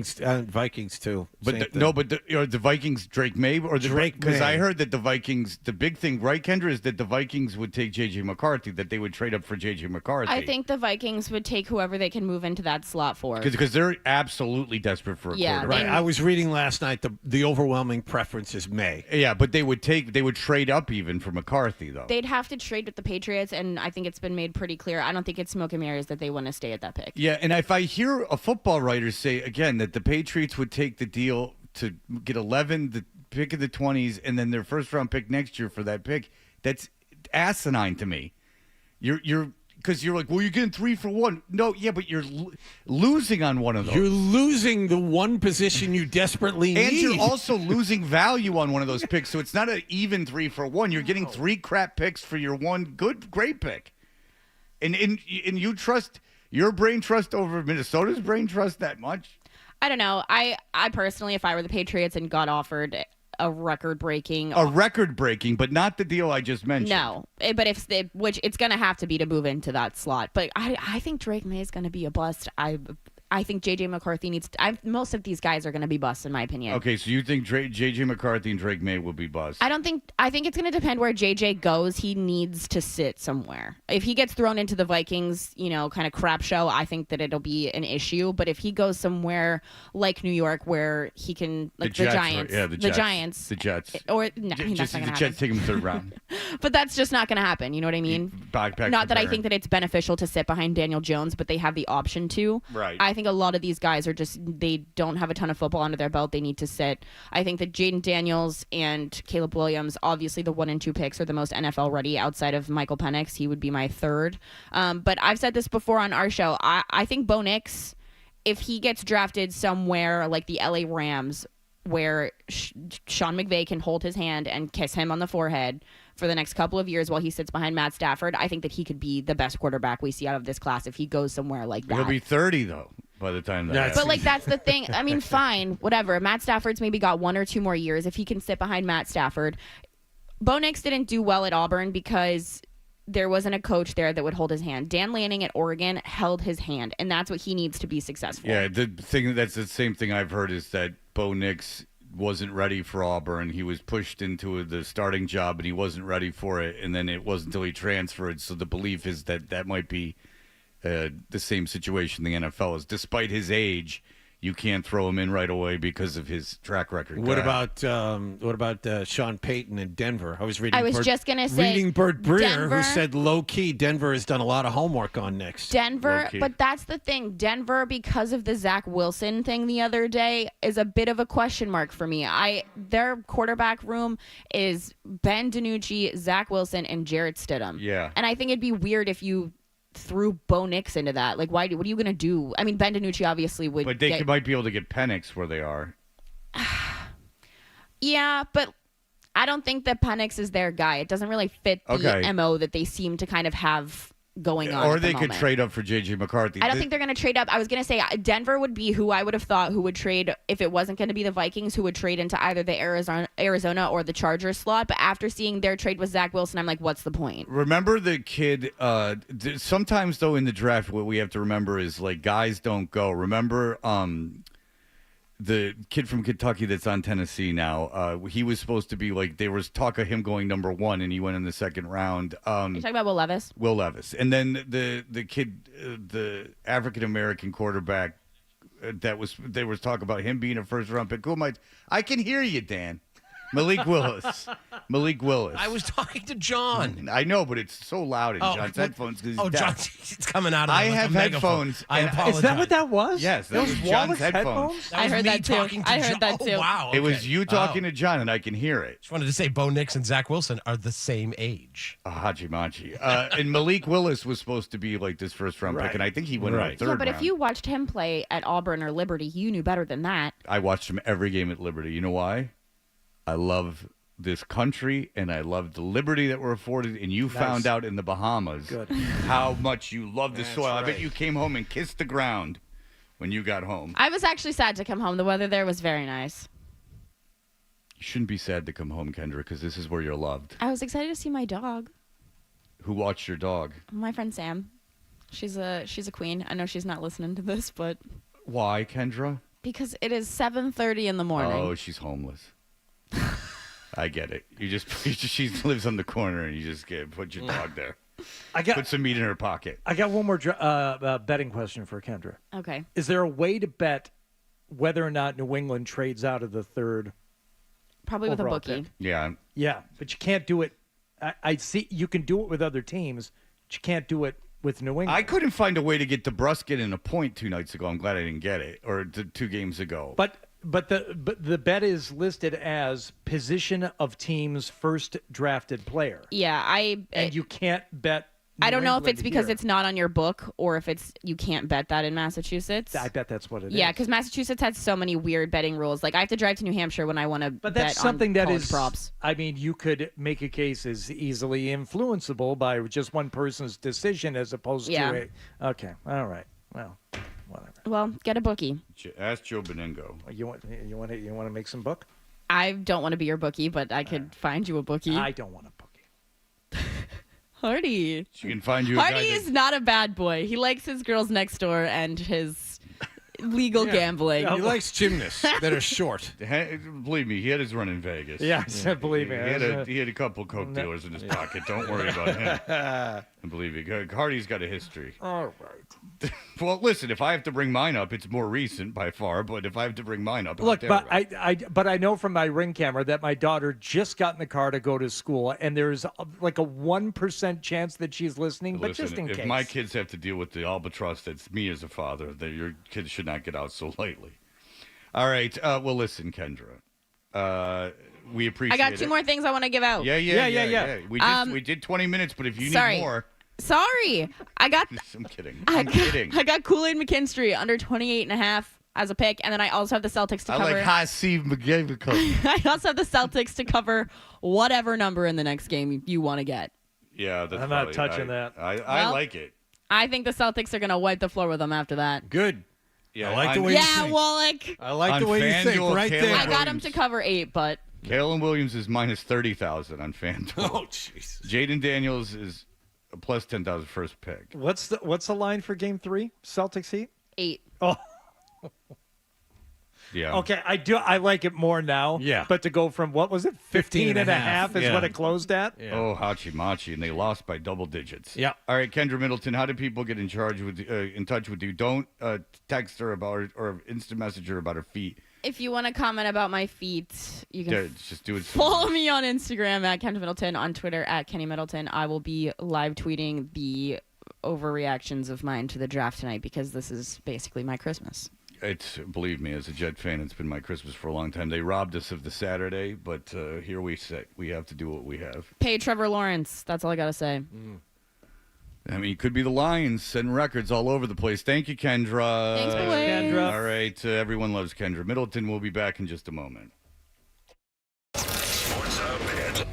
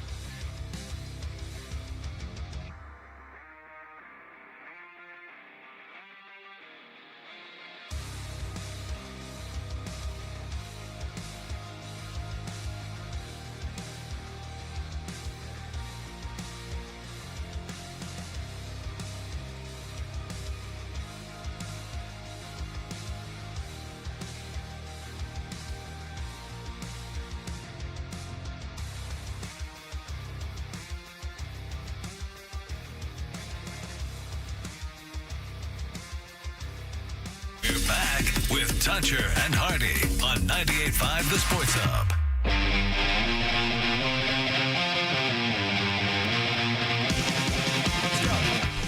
Hey, we're Toucher and Hardy. We're brought to you by FanDuel Sportsbook. Make every moment more with FanDuel. Mike Lockhart, for years and years and years and years, has been our draft guru.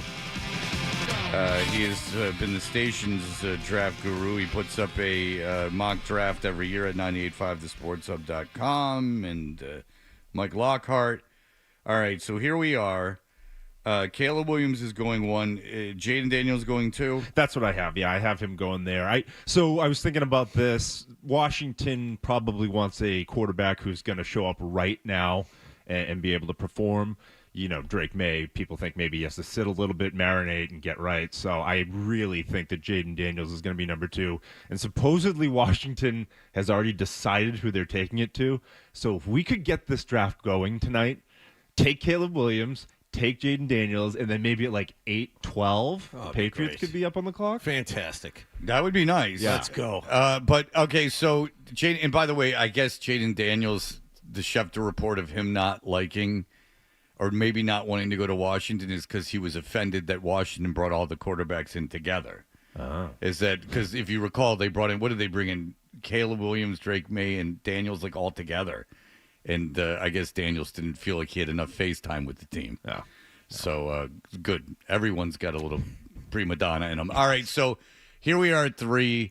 It's time to put the rubber to the road. Do the Patriots stay and take Drake May? I think so. So they've been talking about trades and how they're not really getting what they want for a trade. So if they're not getting it now, I just don't think anybody tonight is going to be like, well, okay, here's all of our picks. We want to move up to 3. What do you think it takes to get up to 3?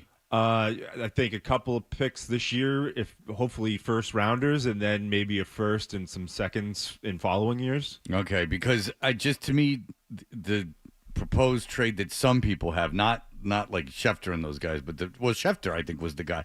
He's like, Washington's in position to trade up to 3 because they have the 11th, some pick in the 20s.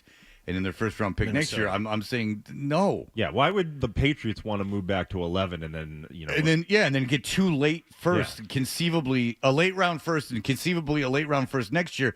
That means they're going to trade back up. That's the latest thing. They'll trade down and then go back up. I don't believe that. There's no way. That's a bunch of crap. Why would you make your life that complicated? You're at 3. Like if you like the quarterback, and even if you just take the quarterback. Just easy. Take that, and then if you want to trade the second round pick, Houston has 2 picks. You could drop back 8 slots and then pick up a second rounder. Yeah. So that's what you got to do. Don't trade the first round pick. If you want to acquire more, do it in the second round where all the talent is very similar. And then we talked about this in the second round because as a team that needs an offensive lineman and a wide receiver, you think there's depth at those positions? Both of them. That's going to be loaded in the second and third round. So I think both of those rounds you're going to be able to find starters. All right, who do you hate that the Patriots could take?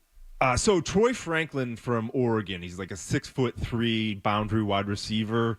He's another Tyquan Thornton, straight down the line. Not someone. He's more of a finesse guy.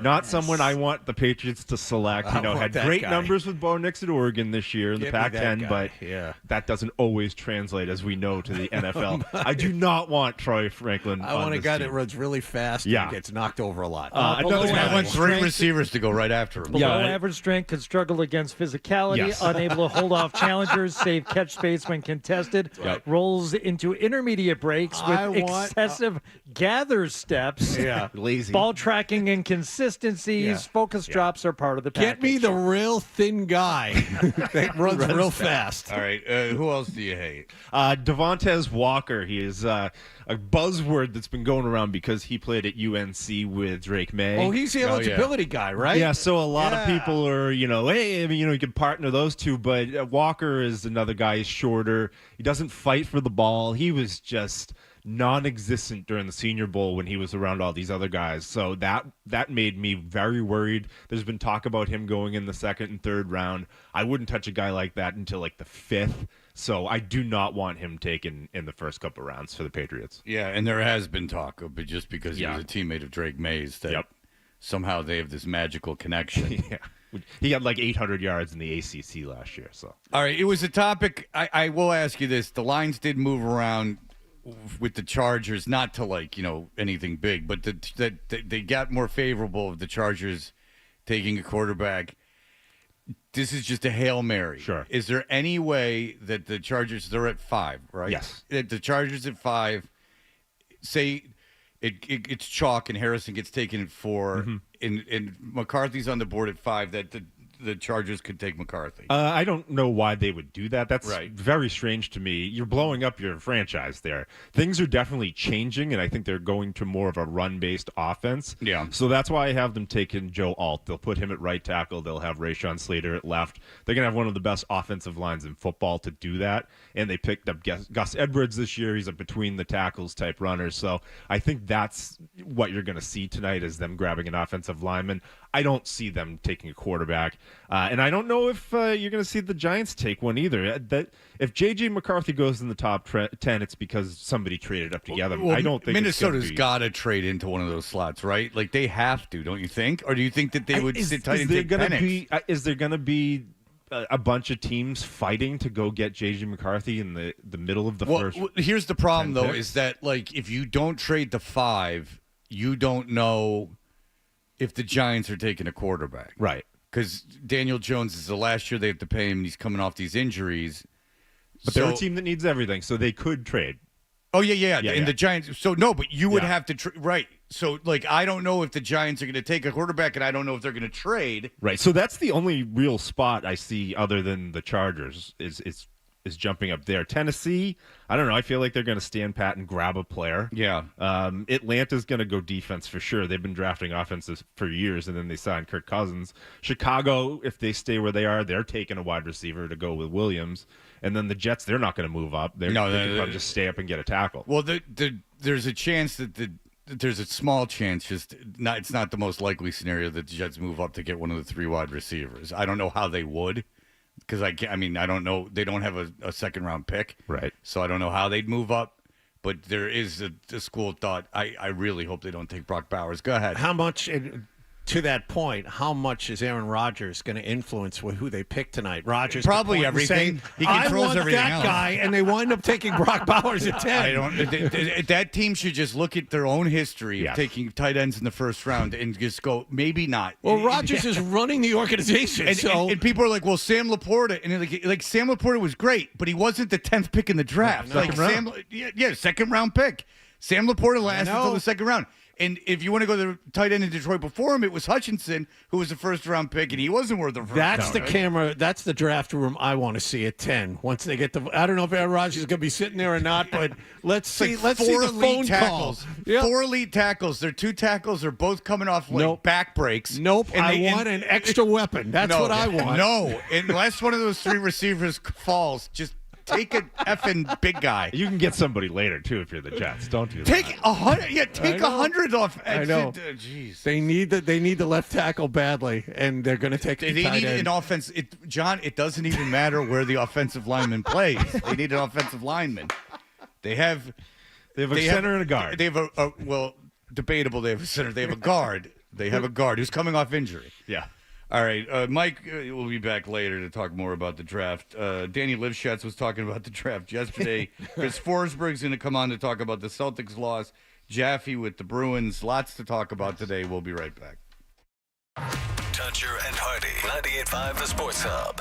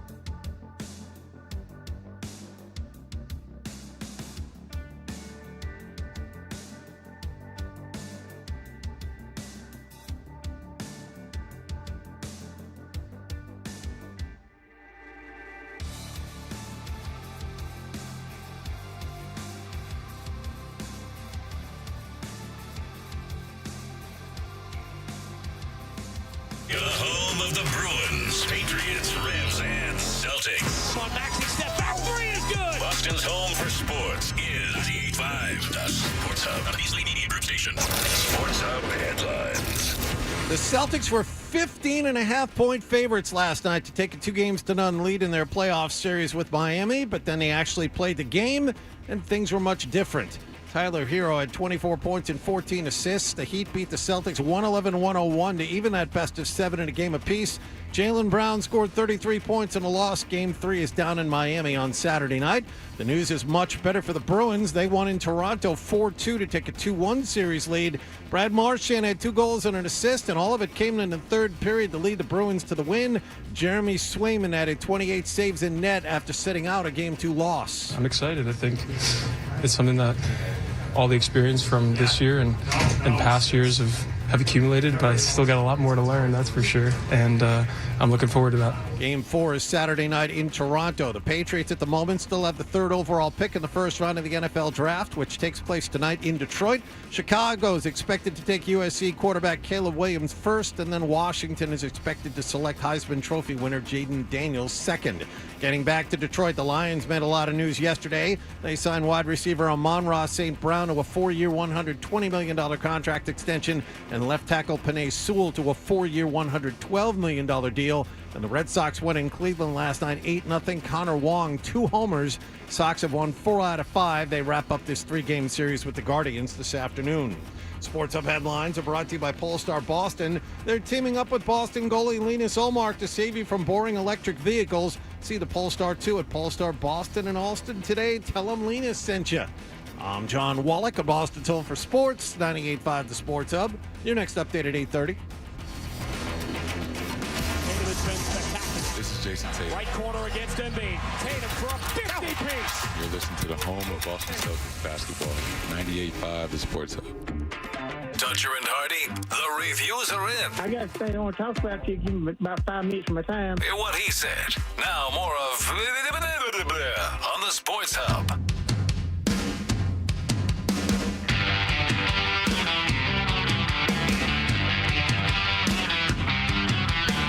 Hey, we're Dutcher and Hardy. Our show is brought to you by FanDuel Sportsbook. Make every moment more with FanDuel. You can watch the show on YouTube every morning on YouTube. They're right there. Search 98.5 The Sports Hub on YouTube.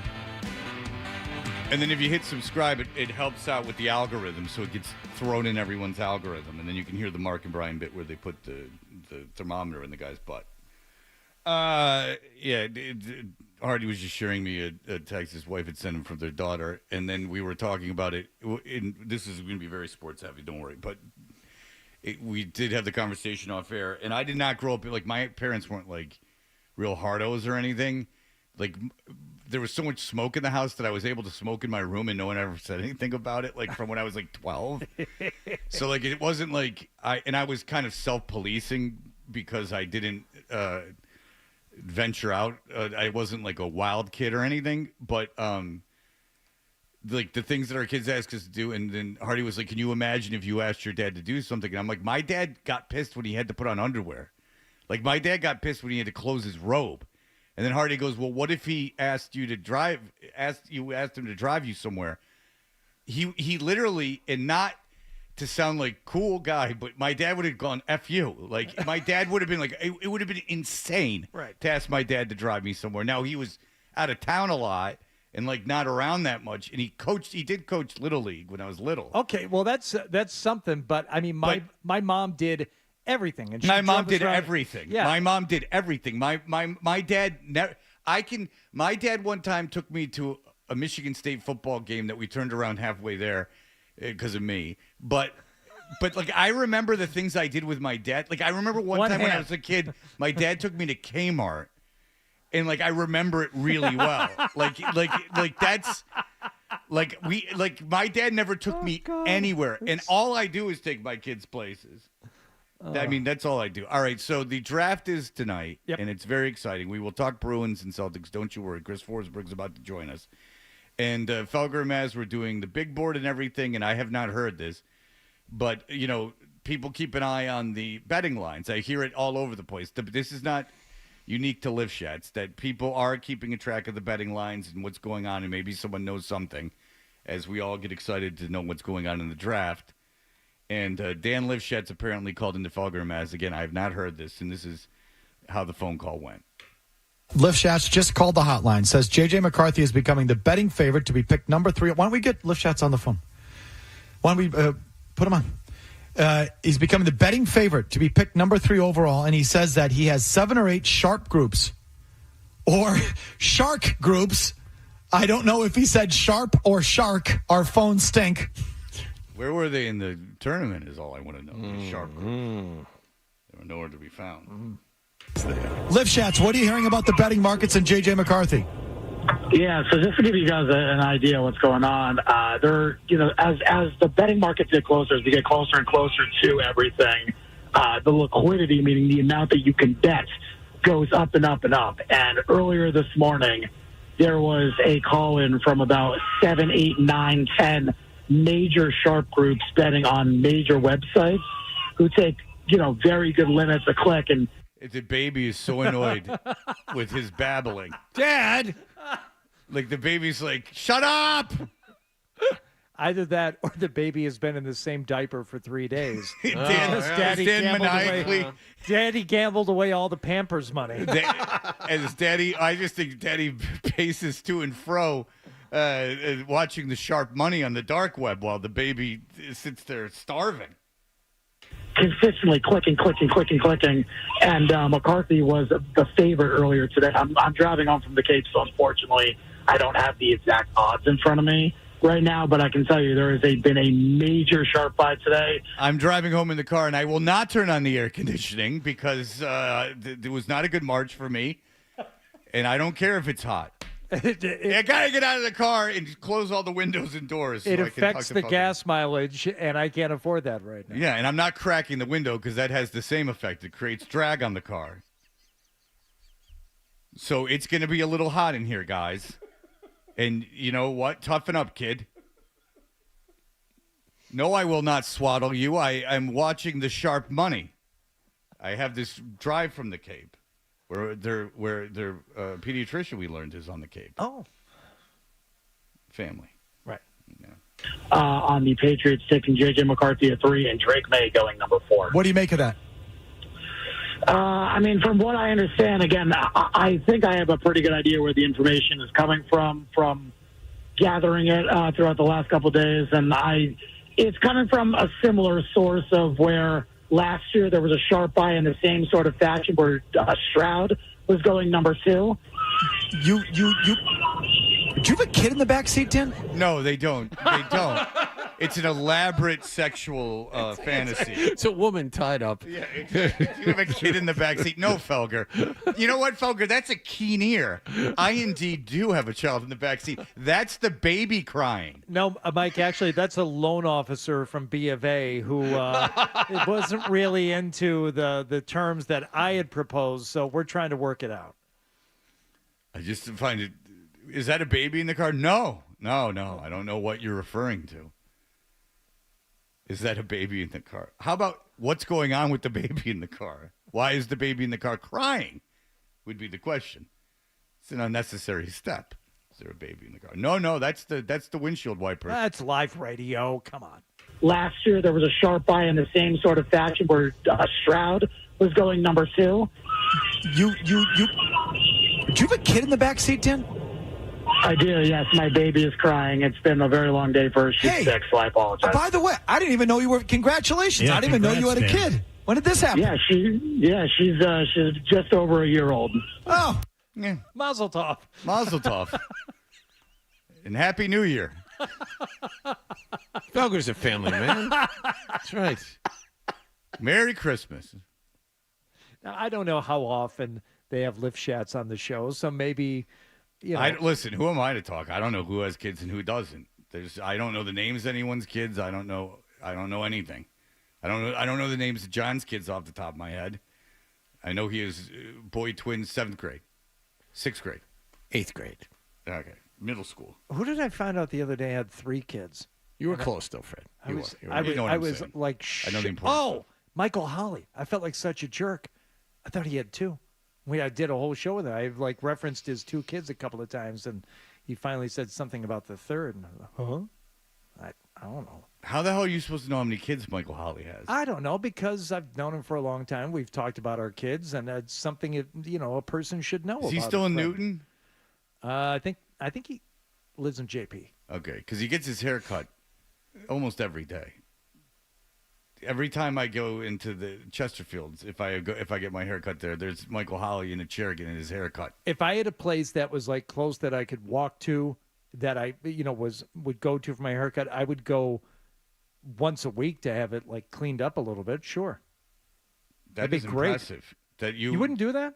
No. Well, Maybe a place like could. you walk down the street. It was like a block from your house. It's $30 to get your hair cut. $40 to get your hair cut. You got to make friends with the barber. Do you put this is, we're gonna get to Forsberg in 2 seconds, but do you put lotion on your face every day? Do you wash your face every day? I pretty much put lotion on my face. All right, so there you go. See, I don't have the patience. I don't have the patience for any of that. It I don't is have a the long, discipline. arduous process. I honestly, I'll brush my teeth now at night. I didn't for years. Which fascinated me. And I brush my teeth now at night because I got to get Invisalign and everything else. But then I sit there and I looked at the face wash yesterday and I looked at the moisturizing cream. Oh, I don't do this face wash. I literally, and it's just stuff you buy from CVS, but just a little bit. And but then you put it on your face and now you got water on your face and then it's a whole thing. I don't like it. And I don't shower as often as I should. All right, Chris Forsberg. Give me a just a random weekly 4 days total. a week. 4 times a week. Yeah, that didn't feel like enough. There's some days I'm not cracking a sweat. Maybe more in the summer because I was in the water. I showered every day in Hilton Head because we were out and about in the water. I see. All right, Chris Forsberg talking about the Celtics. They lost last night. What happened? Does this mean anything? We'll talk. Stay tuned for more Toucher and Hardy on the Sports Hub. Golf fans, bring your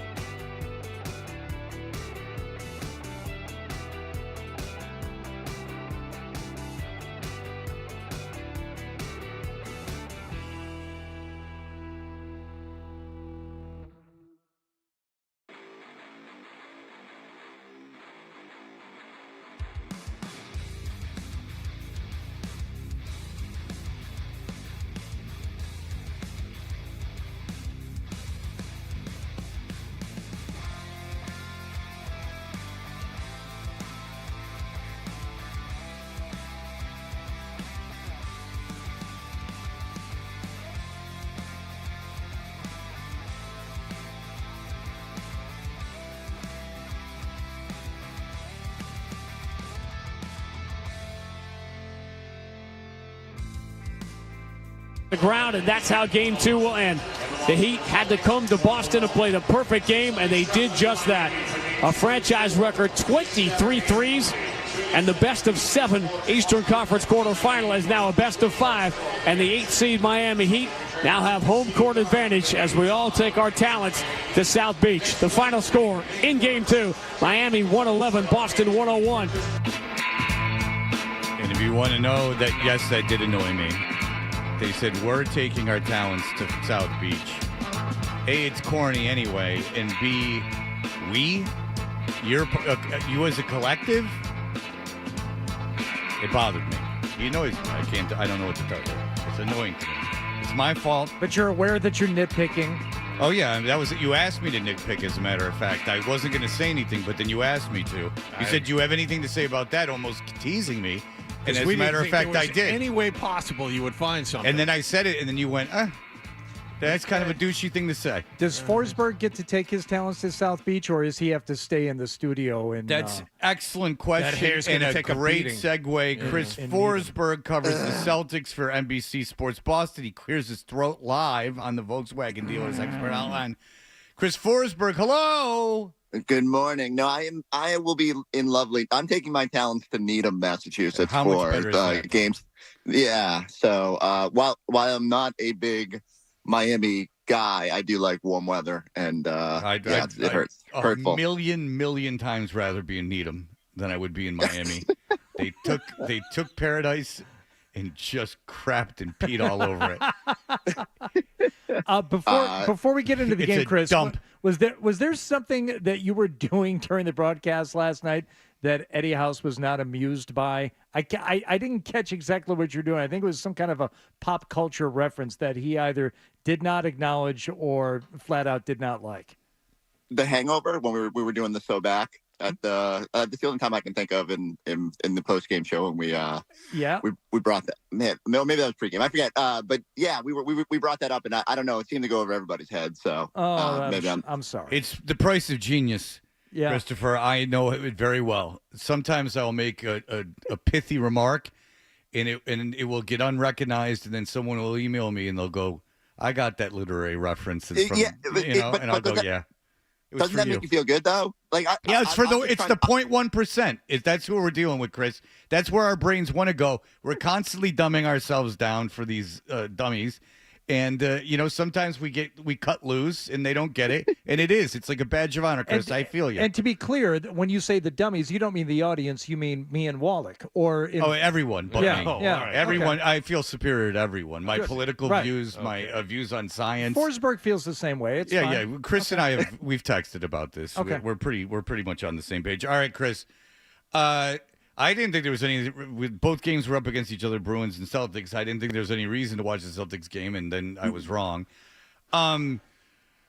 Okay, I'll start with this. Spoelstra after game 1 said we're gonna have to take more threes. He's like, we're not gonna take 50 threes in a game, but then they took 43. They hit a tremendous amount of them. Did Mazzulla? What's your feeling on Mazzulla's in-game coaching? Was that a factor last night? Yeah, absolutely. And I think that's the most aggravating part of it as I try to because I'm very emotional after the game, and I thought maybe I'd wake up and I'd feel a little differently. And you look at the numbers, and not a ton that jumped off the page. They did get a lot of wide open threes, 23, but they took more than usual. So it wasn't like disproportionately skewed. But like you said, the Spoelstra kind of laid it out there. He's like, here's what we're going to do. We're going to take more threes. We're going to be a little bit more physical. And you knew exactly what they were going to do, and they still came in here and just totally flipped the script on you, even though they told you how they were going to do it. And I didn't love that there was no in-game adjustment, that it felt like even as they were getting quality looks and the Celtics were slow to contest, they never kind of got away from the drop. We're slow, and some of that's on the players where they just got to be quicker to get out and contest. I just didn't love that. Again, when it feels like you're hunting the mismatch a little bit too much on offense and not playing with appropriate pace, they never kind of tried to change gears and get to something that might get away from the what was causing the issues on the court. So I think I don't want that to come back fully on Joe. I think Joe has to be better in those moments.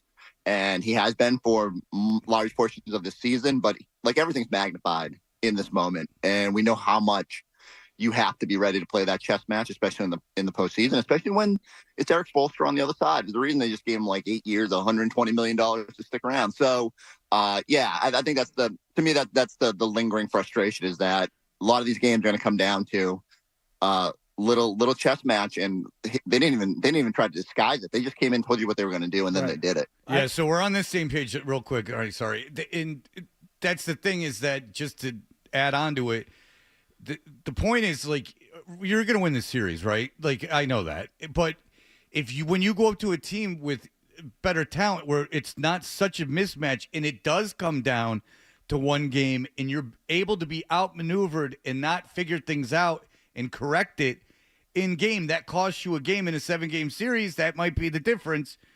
You're worried about that a little bit. Is Mazzulla are you worried about Mazzulla in this playoffs? Is he the X factor?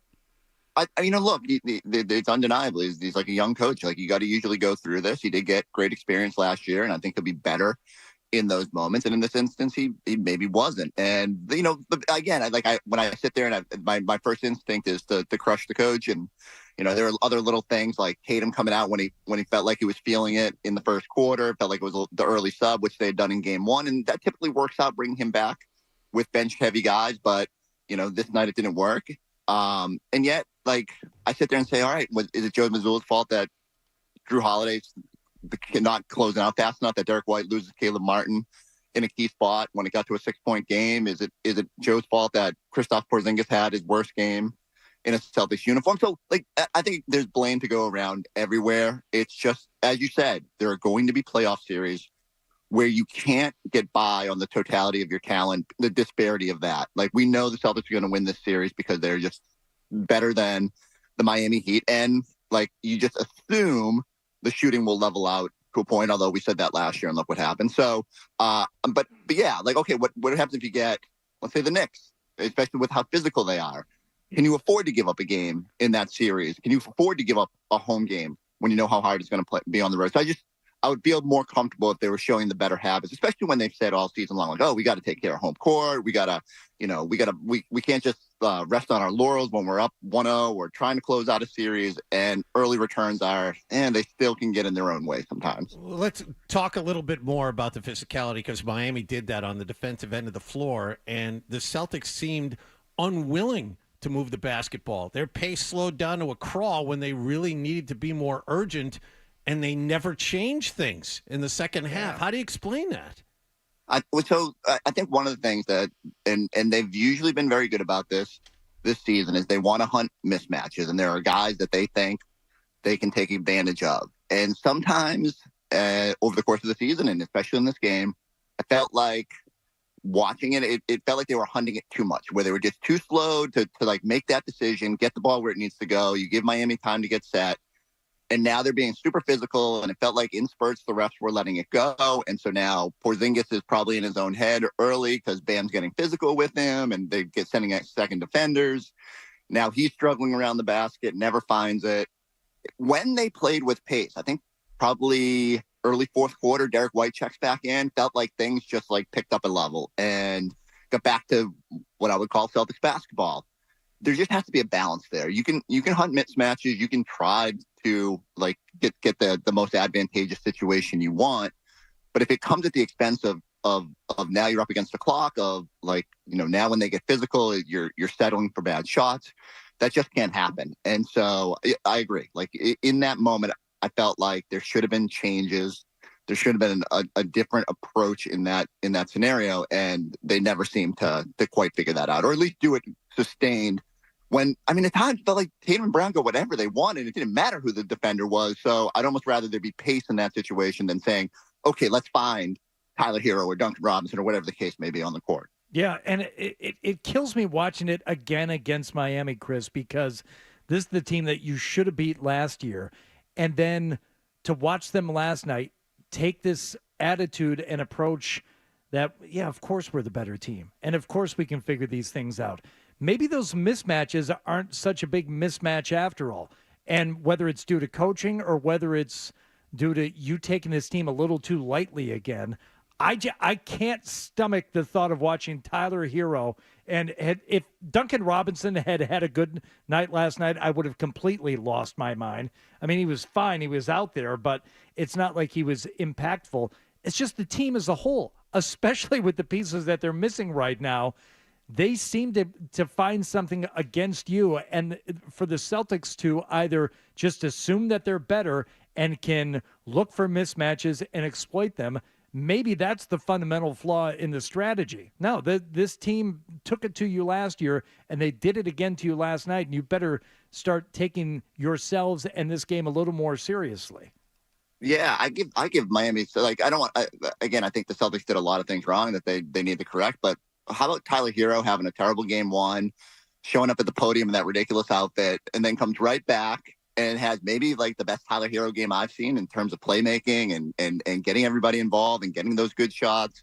You got Caleb Martin getting the Kyrie treatment, being booed every time he touches the ball, and still has a monster night and channels some of what we saw last season.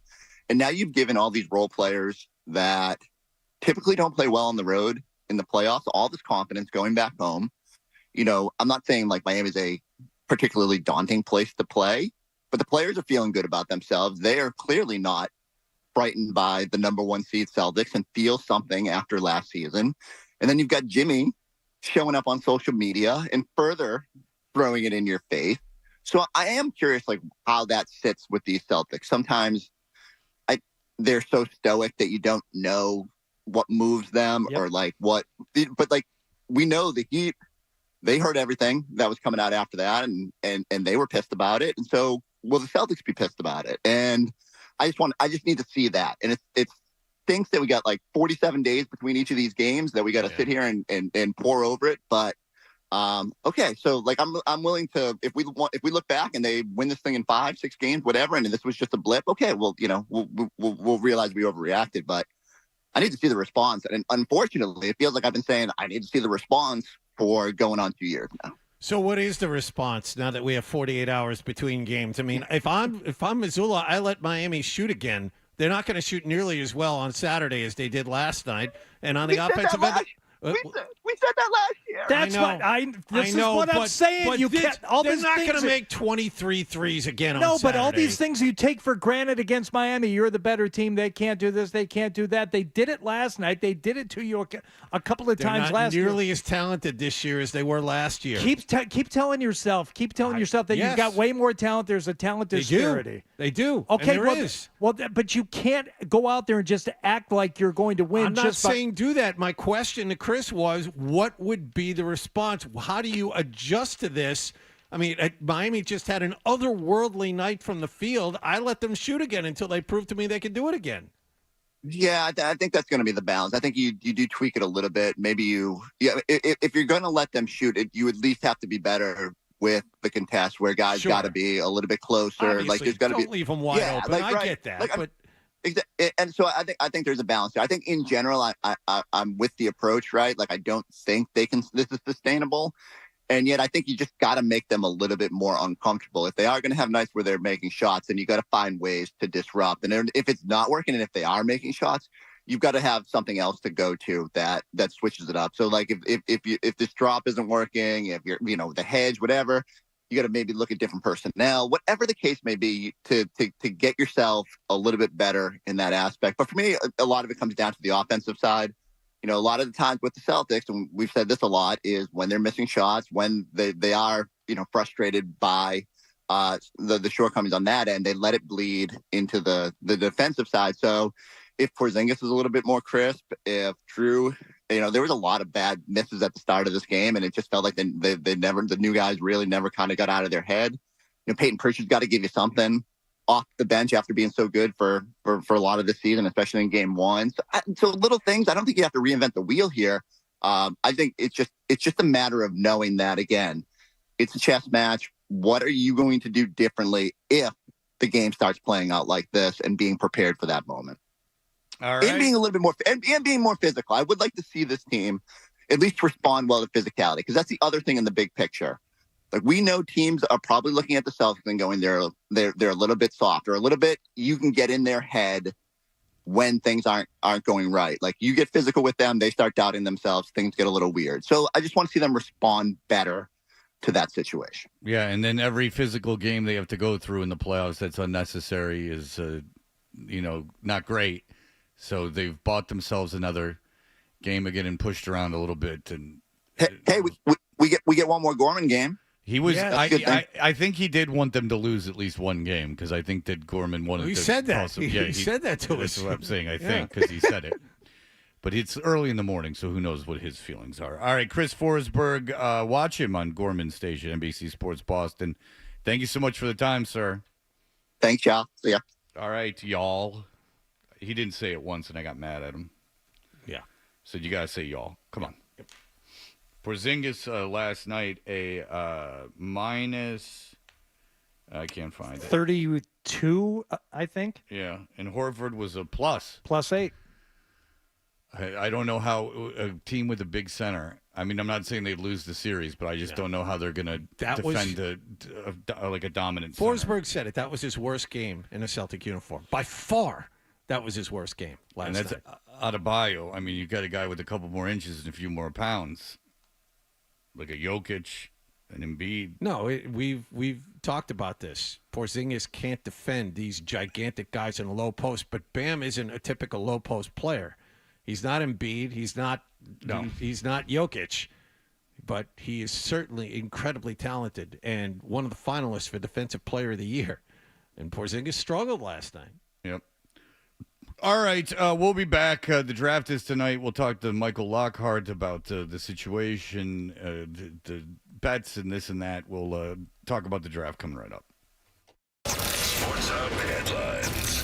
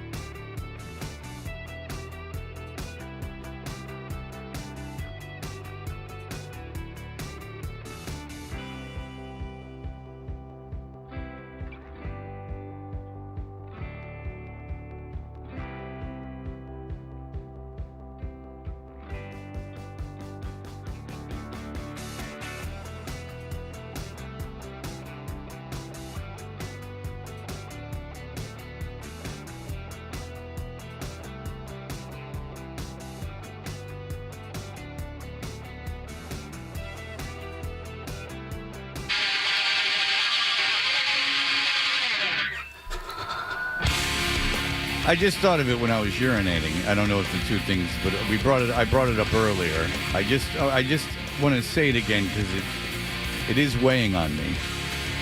Last night during the Celtics game, Steve Pagliuca. Did I say that right? No, you say his name. I think that's the fourth different pronunciation. I give you credit for not mispronouncing it one way. Yeah. You switch it up. Pagliuca. You remind me of Jamie Foxx in Any Given Sunday when he's trying to pronounce the owner's name. Mrs. Paganici, you and I should go out sometime. Yeah. And say he's not even close. Yeah. Yeah. That's old Freddie T for you. Just call him Pags. Yeah, I call him Pags. Yep. But he's like apparently the charismatic owner, which he's like the one that people like. I'm telling you, he's the charismatic one. So this is the weird thing you have on Wick now. I forgot. You get things stuck in your head like Wick Grossbeck. There's something off. I don't like him. I didn't say that. I never said that. You said there's something off. Yeah. I didn't say I didn't like him. I said there's something off. Well, he didn't like you. Well, I assume he doesn't have any idea who I am, and he was just like, oh, hey, yeah. But if he does know who I am, then he's no fan. I can tell you that. Maybe it was the same thing that Gorman didn't care for. You wearing a Detroit cap. Oh, get out of here. It wasn't a Pistons cap. Well, What is this? We're all under the banner of the U.S. of A. unless I somehow got lost in your commie leftist literature. You're going to get – look, this is not the end of this thing with you making waves between the station and the Celtics. Yeah, right. You might get a call. Oh, sure. You're the one saying it. I'm not. I never even said anything off air that I didn't like them. That's never come out of my mouth to anyone. I'm just saying to maybe expect a call from the program director telling you you just want me to do his You're damn right, we all do. Everyone in this room wants that. Listen to Fred doing Baba Booey. All right, so but Pagliuca, Fred, I don't know. You got, I'm gonna get a call about something.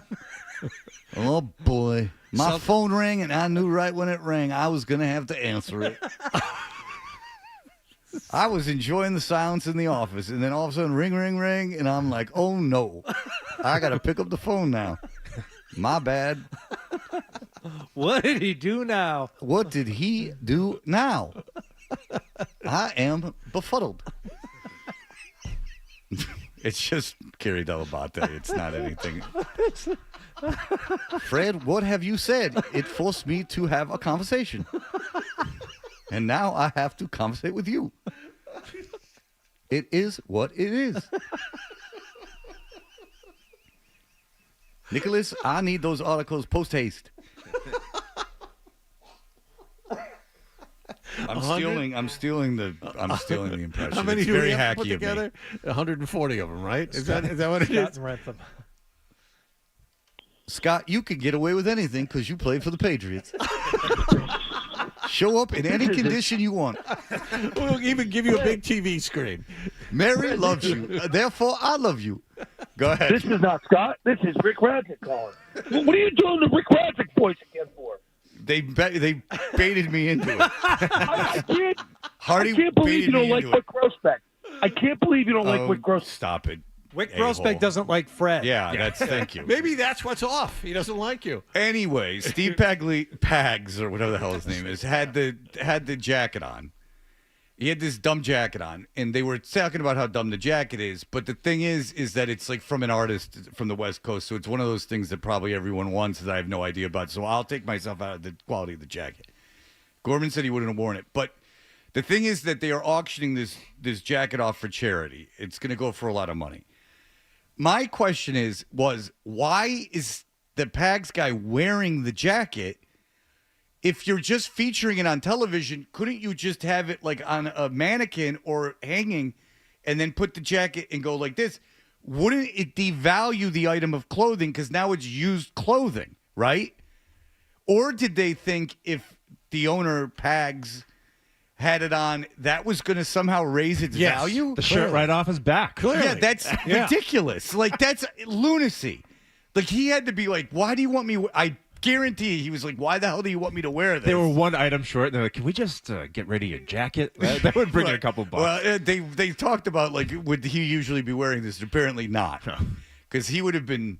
That's like Buscemi with the skateboard. Hey, teens, like that would have been like. Hi, youngsters. Yeah, I would have no business. Scal said he would wear it because Scal is, if you've ever met the man. Adam 12 says, "I'm dying." You don't have Adam 12. You mind your own business, Adam. We are in a situation. The Celtics game has got to be on another frequency, and I have to decide which one. And what I decide will not matter because no one's going to listen anyway. Oh, that's not true. Come on. It's lost. Oh, Adam, my brain is scrambled. Should have gone WROR or Rock 929. I can't decide. Now the phone's ringing. Whoops. Hotline. Oh. All right, very good. That's not even him. That's just Gary. All right, so the draft is tonight. Mock draft is up, by the way. 2.0. Oh, no, here we go. It's up at 98.5thesportshub.com. Sir. And so we talked about people that you don't like. All right, I'll tell you some things that I just do. I did here. Is it a lock? Is the top three a lock set to you? It's Caleb Williams, obviously, but is it locked in? Drake May. We're locked in with Drake May at 3, Jaden Daniels at 2, and I think 4 is Marvin Harrison. I'm locked in the top 4. All right, so I put money on DraftKings and everything. No one's going to trade up to get to with Arizona. To take I don't 4. think Arizona wants to deal that pick. They have 2 first-rounders already of the most picks in this draft, and why not just take your guy at 4? Okay. Sure thing. All right. 5th pick, then, we're talking about the Los Angeles Chargers, who you would think don't need a quarterback, despite Jim Harbaugh. Now you have the Giants at 6, who might take a quarterback or might trade the pick. So if you're the Vikings, who are absolutely desperate for a quarterback in this draft, if they think, here's the logic, if they think J.J. McCarthy is a better prospect than Nix in Penix, they're going to have to trade up to make sure they get him. Like they'll have to. Like they can't sit where they are at 11 and know J.J. McCarthy is going to fall to one. Somebody could leap them. Yeah. So what about J.J. McCarthy at 5? I don't think that's plus 350. Yeah, I think that could happen for sure. That's the spot. I mean, that's where it all starts. 5, 6, 7. If Minnesota's going to trade up, those are the spots they're going to do it. So that's where you're going to look at it tonight. Otherwise, I see them taking an offensive tackle. I don't see the Chargers taking quarterback. If somebody goes there like McCarthy, it's going to be through trade. Yeah, that was just a weird thing with the betting lines about McCarthy. All right, and then at 8, this is just real quick. 8 is the Falcons, who are believed to be taking defensive player. Yeah. I have them taking Dallas Turner from Alabama, defensive end. Okay, but Byron Murphy, maybe he's long odds. Could be. He's been rumored, but I have him going a little later to L.A. All right, so let's just all assume the Patriots take May at 3. That's been covered a lot. All right, so here we are in the second round. The team's needs are offensive line and wide receiver above all else. Right. What are we looking at? Lots of wide receivers. What are we looking at offensive line and wide receivers? Offensive line, so that's an interesting one because if they're going to change their scheme, the correct type of player needs to be there. If they go to a zone running offense, they're going to need more than look like a kind of an athletic tackle. Where I love this guy Patrick Paul from Houston, but he is not that. He is just a big monster left tackle, so they would probably pass on him. I think that they should trade this second pick maybe with Houston and try and pick up 2 others. That's what I would do with it. And then you can get an offensive lineman and a wide receiver in the second round. Okay, what wide receivers could fall into the second round that you think have a big upside? Big upside. So Malachi Corley is he's like a 5'11", 215-pound wide receiver. He's kind of like a Tyreek Hill body, shorter guy with a stocky build that can run. He played at Western Kentucky. He actually caught passes from Bailey Zappi one year. Ooh. Yeah, so there you go.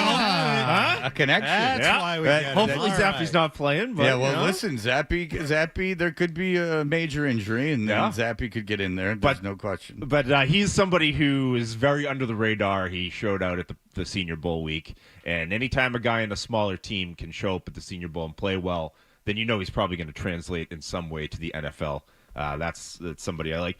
Jarvis Brownlee is a cornerback from Louisville who actually has been rumored in the second round. He's just more of a value pick there. I think he is going to be somebody who's a starter and can shut things down for a team. So he's somebody that if they do trade back, they could look at too. So, they could go a number of ways. I don't think they would go cornerback, but that's more of a best player on the board. Yeah, that would be definitely a best player on the board because that is you would think that you would want to go offense here. Sure. What about the wide receivers? There's a kid you do not like in the second round. Is it the kid from Florida? Who do you not like? Oregon. Troy Franklin that we talked about. Okay, the Oregon kid. Yeah. Okay, and who do you like in the second round? Yeah. I love Adonai Mitchell, but I don't know if he's going to be there. And his teammate Xavier Worthy, the skinnier guy that lit up the combine. He is someone that, yes, he's very small, he runs fast, but he's not that John Ross type of one-trick pony where you just run straight down the field. He runs the ball, he takes underneath routes, and he's not shy from contact, too. So that's a player that could be very explosive if he's there at 34. Okay. And, all right, so where do you think Brian Thomas Jr., wide receiver from LSU, goes? I have him going to the Colts at 15. No. I think a tall wide receiver who can jump up and catch the ball would fit with the Colts in their quarterback, and they have one already, so that would be perfect. Two guys. Yes. How many quarterbacks in the first round? 5? I have 5. Yes. Okay, and Bo Nix is the outlier. Bo Nix is not going to be good. He gets his wide receivers killed. Solid deep ball, but he cannot throw underneath. He literally will get somebody killed in the NFL. That's not what I hear. I hear he is the one most likely to pop and be a superstar in the NFL. I heard Kendra sat in that chair and said the exact opposite of what you're telling us. I remember her saying that early on and saying Sam Hartman was going to be solid. And, boy, if Sam Hartman gets in an NFL game, it could be maybe the most epic disaster we've ever seen at the position. Wow. Yeah. That's saying something. That's how bad he is. Well, I'll tell you, Zach Wilson put on a show for 3 years. Yeah. Yeah, this mock draft by the Ringer is kind of weird after the top 4. They have J.C. Latham going 5, Neighbors 6, Alt 7. They have Alt going after Latham. Latham to the Chargers? Yeah. So they need a right tackle, so that would fit, because Latham is a right tackle. Yeah. It just seems like you would trade out of that spot at that point. Well, last year the Bears took a right tackle in the top 10, so it could happen. But, I agree with you that most likely you would trade that. Some of the receivers you mentioned that you like for the Patriots in the second round, you said if they're there. Yeah.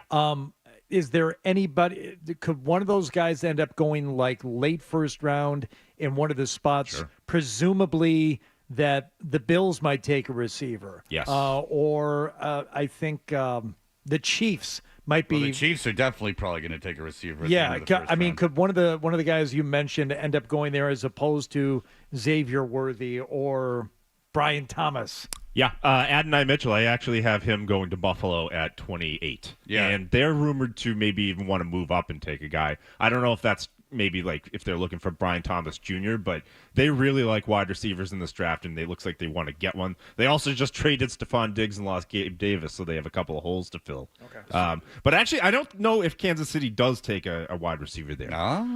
They seem comfortable taking wide receivers in the second and third round, and they definitely could use an upgrade in the offensive line. I mean, how many times did their right tackle line up in the backfield last year and give up sacks and everything else? So that was an issue. It will be interesting. So if you're a Patriots fan after the third pick tonight, I would be rooting for wide receivers and offensive linemen not to be taken. Just root for defense to be taken in the draft. Yep. That's how you should enjoy the rest of the first round. And that coverage will all be tonight with Joey Murray and Alex Barth, I believe. They're going to be out in the town. All right, thank you, Mike Lockhart. His mock draft is up now at 98.5thesportshub.com. Billy Jaffe going to join us in just a moment. More Toucher and Hardy on the way on the Sports Hub. I was just on FanDuel playing around with the NFL draft stuff, but the road of the NBA Finals is going on now.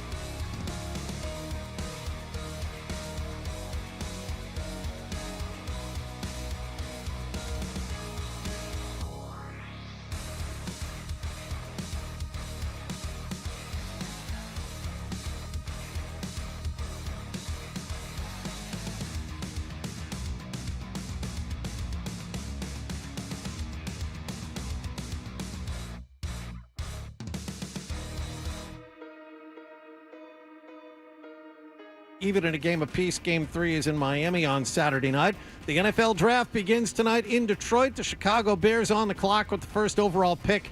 Patriots still have the third overall selection. The Detroit Lions signed a couple of key players yesterday to extensions. Amon Ra St. Brown gets a 4-year, $120 million contract extension. Cornerstone left tackle Penei Sewell, a 4-year, $112 million deal. And the Red Sox scored an 8-0 win in Cleveland yesterday. Two teams will wrap up their 3-game series this afternoon. Sports Hub headlines are brought to you by Roto-Rooter. Plumbing problems? Call Roto-Rooter. That's the name. And away go troubles down the drain. 1-800-GET-ROTO. I'm John Wallach of Boston's Home for Sports, 98.5 The Sports Hub. Your next update at 9:30. It's not just the games. It's the preseason, the postseason, the drafts, the trades, front office drama, the locker room banter, and you talking all about Blah, it. blah, blah, blah, blah. On Boston's Home for Sports, 98.5 The Sports Hub. Toucher and Hardy. Such an fantastic explosion. 98.5 The Sports Hub. Near side, Marchand ties up Bertuzzi. Here's Pasternak. He shuts it off the side of the net. Marchand shoots. He scores into the empty net. Oh, the Bruins had a couple of chances, but the captain able to scoop it up. He buries it. His second of the third period. And the Bruins up 4-2 here in Game 3.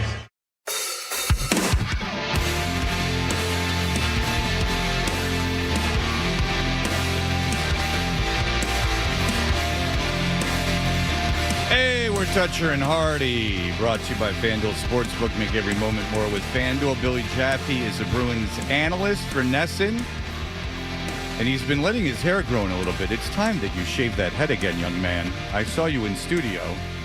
I want to talk about the ankle. Do you shave your ankles? Are you largely hairless, or is that from just wearing skates your whole life? Do you shave your He legs? shaves his legs. No, listen to me. He shaves his legs. Let me tell you what you have. First of all, because of the surgery, you have to wear these compression socks an awful lot. And these things are tight around there. And my ankle's been messed up so many times. Look how big that is. That's a normal size. I've sprained it, tore it, whatever. I've been in, at least 5 times from skating and playing and everything. Can I touch it to see how smooth it is? Yeah, sure. Okay. Sure, you can. This is very Jimmy Barron-like right here. You don't get it, but that's it. That's a good line. That's a good line. Fred, do yourself a favor before he leaves. Touch his ankle. Why not? We didn't do this with Kendra earlier. Well, I think that I think that one's. Boy, did I miss being in studio. I think one's acceptable and the other is not. Yeah, exactly. What's up, Billy? fellas? How long do you want to live? Really? Before everything's going to shut down. Pretty. Are you like? Yeah, let's pinpoint 79. Maybe that's where I want to pan out. Billy Jaffe, brought to you by Granite City Electric's GCE Night Train, delivered by. Electrical contractors, get on board the GCE Night Train. Order your materials to be delivered overnight to the job site the following morning and save time and money. Go to GCEnighttrain.com. Billy is in studio, obviously, as Hardy has touched his body. All right. Last night, the Bruins responded. They did. Yeah. What were they doing right? Emotion, details. Boy, they were composed. You're down 1-0. It's going to happen. And it didn't seem to bother them. And you just, that was Brad Marchand at his finest right there. Literally dragging his team, I guess not into the fight literally, but as close to it as possible. Not getting called and making it a difference. And then, everybody's mesmerized by the battle. And by the way, I'm thrilled that the officials allowed both Bertuzzi and Marchand to keep going. Like, you either call both or you call one. And they just let him keep going. That's playoff hockey right there. And they're yelling at him. And then Frederick comes down the left wing side and scores a goal that if that was a Bruin goalie, we'd be like, that's a bad goal. That's a bad goal. That's a bad goal. But okay, it is. But you know what the best part was? They took advantage of it. Mm-hmm. They did. They took advantage of it. You knew that Toronto was going to keep trying to force their way to the middle of the ice. They've done a nice job with that. But the Bruins really showed resilience and as good a determination as they possibly could in that third period. And the crowd wasn't great there. By all reports and, talking to people, very different crowd than, say, at TD Garden or some of the other rinks. But the Bruins didn't give them a chance. Even when they tied up 2-2, the Bruins didn't give a chance with that response right away. Okay, so I'm glad they let Bertuzzi and Marchand do their thing there, and they let that go. as long as it's going to be consistent, because there were some calls last night Oh, specifically. oh my God. The McAvoy roughing call. Oh my God. I can't figure. yeah, for the he life didn't of do me, I anything. couldn't figure that one out. That was a senior official that made the call there. I don't know, because McAvoy stepped up, and you could read the official's lips basically saying it was the forearm to the head. You got him on the follow through. That basically saying that, and so we watched it to look for that. And the problem is he had then gone over the player, and he had then caught him, but not like leading with the forearm to the head. The body just ended up taking him down. It was that was a curious call. The officiating for a long time in the game last night was poor. Jack was not happy. Yeah, what did Jack had a good line? Jack had a great line. He said the Bruins are now playing 4-on-9. Yeah, meaning the 6 on the ice and the 3 officials. Well, I'll tell you what happened. And meanwhile, Toronto bitches, by the way, too. Marchand is leading with the forearm, like not even as part of a check. He's just skating down the ice. He got away with that one. I thought the empty net goal they might call something over there, because Bertuzzi, like you said, Bertuzzi and him were all up to kinds of shenanigans. See, that one didn't bother me at all. It didn't bother me. No. I don't even know if it was a penalty, but I didn't think the McAvoy thing was a penalty. Well, McAvoy wasn't, but then Toronto people were bitching about the Tavares penalty, right? Yes. That was a penalty. Yeah. And that is not a Bruins broadcaster saying that. No, that's a penalty. That's a penalty. But Marchand did get away with the elbow earlier in the game. I saw this in the Knicks Philadelphia game. They were influenced by the crowd. The officials were influenced by the crowd, and I think Brickley even said something about it. Like you could tell that it's the same thing happened in that Knicks 76ers game when the league said we made all these mistakes. They didn't want to be the guys at Madison Square Garden blowing the whistle. And by the way, next time somebody starts out, I've been guilty of it too, talking about how all Canadians are nice people and they're really good. Just go back and watch some footage of those fans on the glass in Toronto last night. Some real pieces of crap there too. Just not like you get anywhere else in the world. When you've paid as much as those people have paid. Yeah, to how be on much the to glass. get in there? Face or real? I'm guessing it's $1,000 to $2,000 just to get in. And we were talking about this last night. Razor played in Toronto, and just the inability, not just for the average fan, but like for even this is impossible for anybody to get in there. These are all corporations or all mega affluent people owning these seats, and that's why they cost so much. Like the regular season, you're talking, I think, $300 to $400 a ticket, maybe even more, maybe $500 if you're on the glass. But we were guesstimating these tickets $1,000-$2,000. I mean, somebody was saying there was a few $100, $300-$400 for balcony type seats. That's what they were saying. This is the first round. Yeah, I can't. Well, then again, they usually don't last much longer than that. So Well, they never do. The series is far away from over. I know what you're saying. No, but just in general. In general, looking at the history of the last 20 years, I want to know your opinion about what Sheldon Keefe said afterwards. He immediately complaining to the media about how Marchand gets away with this stuff. Meanwhile, he is a guy in Max Domi who knocked the other goaltender down casually, skating across the ice.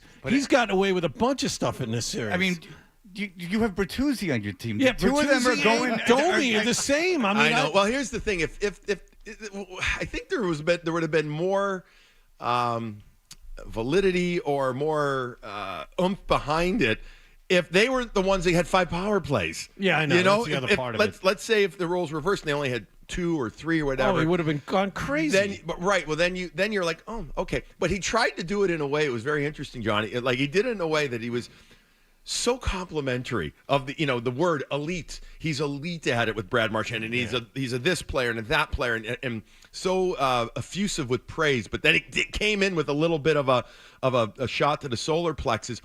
This was very different than Craig Berube a couple of years ago with the St. Louis Blues when they didn't have the power plays that he wanted, and then he worked the officials beautifully. I don't know if this is going to really work, considering the aforementioned Domi and Bertuzzi and those guys getting involved. Brad absolutely played this game beautifully on the line. He absolutely did. I think next game, Brad's going to know it even more, and there's going to be moments where he'll invite some contact from Toronto to see if those guys overreact. I know about Bertuzzi and Domi. I think I'm just a little surprised at the overall physicality that Toronto is playing. Well, they've changed your DNA. They did. They from game one. Well, no. This year it seemed in general. it seemed like, and I didn't watch a ton of regular season Maple Leafs, so and so that's why I'm asking you. But like game one, it felt like they were trying to play a more physical No game. question. That wasn't question. really their style. Last night and in game 2, they looked completely comfortable playing that style, like maybe it wasn't an act. So Brad Treliving becomes their general manager after Kyle Dubas got let go, and he wanted to bring in a more physical type team. So he brings in 1 or 2 players, Ryan Reeves being one of them, et cetera, that are going to bring that more regular physical presence. Okay. With all that said, and they were one of the most, if you go by the volume, if you go by the NHL stat metric of hits, by the way, the Bruins and Toronto were in top 5 in the NHL for cumulative hits. However, they made some other additions, like Connor Dewar, trade deadline time, to add to the grit. And they've tried to change their DNA. The kid Benoit, Edmondson, the big defenseman, they're not very mobile, but they are very physical. And therefore, this is what they've been building for. It absolutely felt like they were trying to make too many big hits in game 1. I thought they corrected some of that in game 2, and they didn't get running around as much. Game 3, it was, I think, part and parcel, Hardy, of being home. I think being home and trying to bring the energy onto the ice, and I think there was some of that. But the other thing is the Toronto Maple Leafs have been talking forever about we are not going to be pushed around, and it's just become this thing that is permeated throughout not just the team but through the media, through the locals, et cetera. And so maybe they're trying to show that they're not going to be. And they've played pretty well. They've played pretty well in this series so far. They've been tight games. All right, let's keep Billy around. We have to break, and we'll be back with more of Billy Jaffe. He's so kindly agreed, non-verbally, to stay, and he'll stay for one more break. It works out perfectly. You seem comfortable. I am. Therapy's right down the road. I'll be there at 10 o'clock. Machi, this is your rest of your life, sir. All right, we'll be right back. You're listening.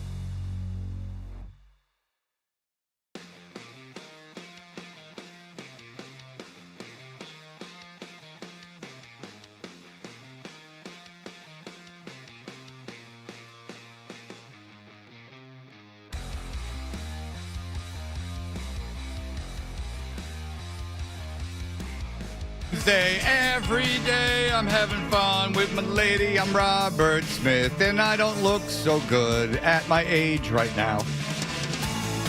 I met Robert Smith, interviewed him in person. It's strangely normal. But their fans, oh my God. We had a show, 99X in Atlanta, had The Cure come in for a show at a theater, which already everyone's like, ooh. But they didn't sell tickets. You could only win them on the air. So it was our show. And not like our show, like our name was on it. Like it was our show. You could only win tickets. Those fans, it was like, we're not allowing Asians in. Like it was like something like that. They were acting like, well, how could you do that to Cure fans? We had to win the ticket. But I'm a Cure fan. I should be able to get in. I'm a Cure fan. Like, why do I have to win the ticket? I spent more time, because I had to take phone calls, I tape phone calls every, you know how it is. Yeah. More people, just hysterical, their rights were somehow being, their rights as American citizens were somehow being taken away. Well, lucky for those callers, I'm sure you were very patient and empathetic with them and probably gave them good suggestions as to how they could maybe make their way into the show. I know. I gave them the business. Yeah, I bet you did. I gave them killer phones. Well, it was great. It was it was fun. Like I got to tape them, and then I could edit in myself being more clever than I was. All right. Billy Jaffe is here, a man who is a part of the whole Nesson situation over there. And you guys are going to be live. Is it this Saturday? Where live morning brew? Oh yeah, tomorrow night. Tomorrow night we're hanging out at the Omni Boston Hotel at the Seaport at the Sporting Club. Awesome sports bar. We're going out there. There's got some NHL games on. Can people touch your ankle? After Hardy did it, it felt pretty good. So we're going to do more of that. All right, tomorrow night, Friday night. Friday night, 7:00, hanging out. Just a lot of fun. A couple hours over there. If people want to come there, watch games, get something to eat, and the Omni's been a phenomenal sponsor for us. So we appreciate that. What are they going to do with the goalies now? Swayman, Stuck to the rotation. Swayman comes back. He come back with him on Saturday. He had the extra day off. He's in it. This is. We talked about this here. We talked about it on the Saturday hockey show in the last few weeks. Everybody, and I think you guys agreed. Yeah, you're going to have some kind of rotation, and then you're going to go with one a little more than the other. I said it wouldn't surprise me. You go 1-1, and then we saw two games in a row, maybe three. But for now you got both goalies involved. Swayman, it was his start, and now you wait and see about. All you worry about is Game 4. You don't worry about after that. But okay. I don't have any doubt that Swayman starts on Saturday night, 8:00. Makes sense. He's been better. They play better in front of him. And does the schedule situate itself if you wanted to go to Swayman again between games 6 and 7? Is there an extra day built? Well, don't worry about that. Actually, it works out. Oh, I'm worried. But don't worry. Meaning because it's my job to worry. I appreciate that. No, what I'm saying is, what you have to look at the schedule situated. You could start him again after Game 4. You have 2 days off again after Game 4. So we go Saturday, and then they go Tuesday. Oh, there's going to be rust. And then you go back to Hallmark, then there's too much rust. Well, maybe Tuesday, Thursday, Saturday would be 5, 6, and 7. Only 1 day off in between 5, 6, and 7. Okay. Right now, listen, obviously we'll see what happens on Saturday night. These are going to be a long 2 days for both these teams. The Bruins are kind of sitting around. You're in Toronto. You can't really do much because everybody knows who you are. You're with the Boston Bruins in Toronto there. They'll have an easy day today. They'll rest up. But then tomorrow they'll practice up. But you want to be able to get out of the hotel. You want to get a little fresh air, that kind of stuff. But the hordes of people around that it's really mind-boggling. How many people there are around there, the seekers and everything waiting around. You really just can't take a casual walk around the city. Does Jim Montgomery have a point? He was moaning and groaning about the Bruins having to spend extra time in Toronto. Oh, is that real? They're the home. Oh, he did. He said that yesterday. Okay, I thought that might have been someone being sarcastic. No. He lamented. He said, he was asked about the schedule, and he said, if I'm being honest, I'd prefer to have spent, we're spending more time in Toronto. Yeah, we have home ice advantage. They should be spending more time in our city than the other way around. Yeah, and, there's a lot of factors that come into play for the schedule. One of them being they want the Maple Leafs on, and the Bruins for that matter, but especially in Canada for hockey night on multiple Saturdays. There's also building requirements, and I don't mean just in this series. It could be other series, too, that manipulate the schedule and therefore creates things.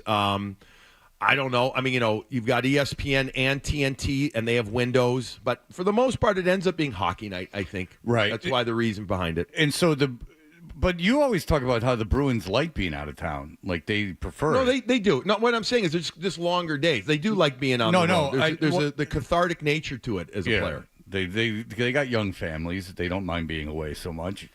They get focus. Yeah, you can focus on. Now, can they go out? I know they can't.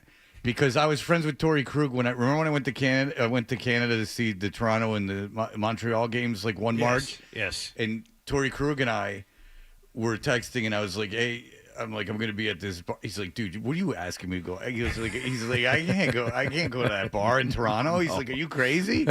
He's like, "Everyone's gonna so they can't even go out there, right?" No, not at all.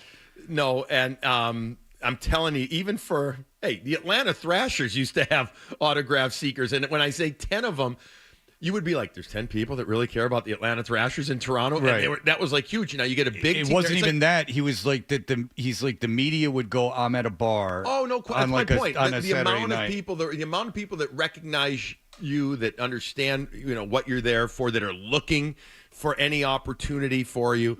No, this is not going to be hey, we got 2 nights off. We're going to go out on Thursday night and see which bar stays open till 3. It's just not going to happen.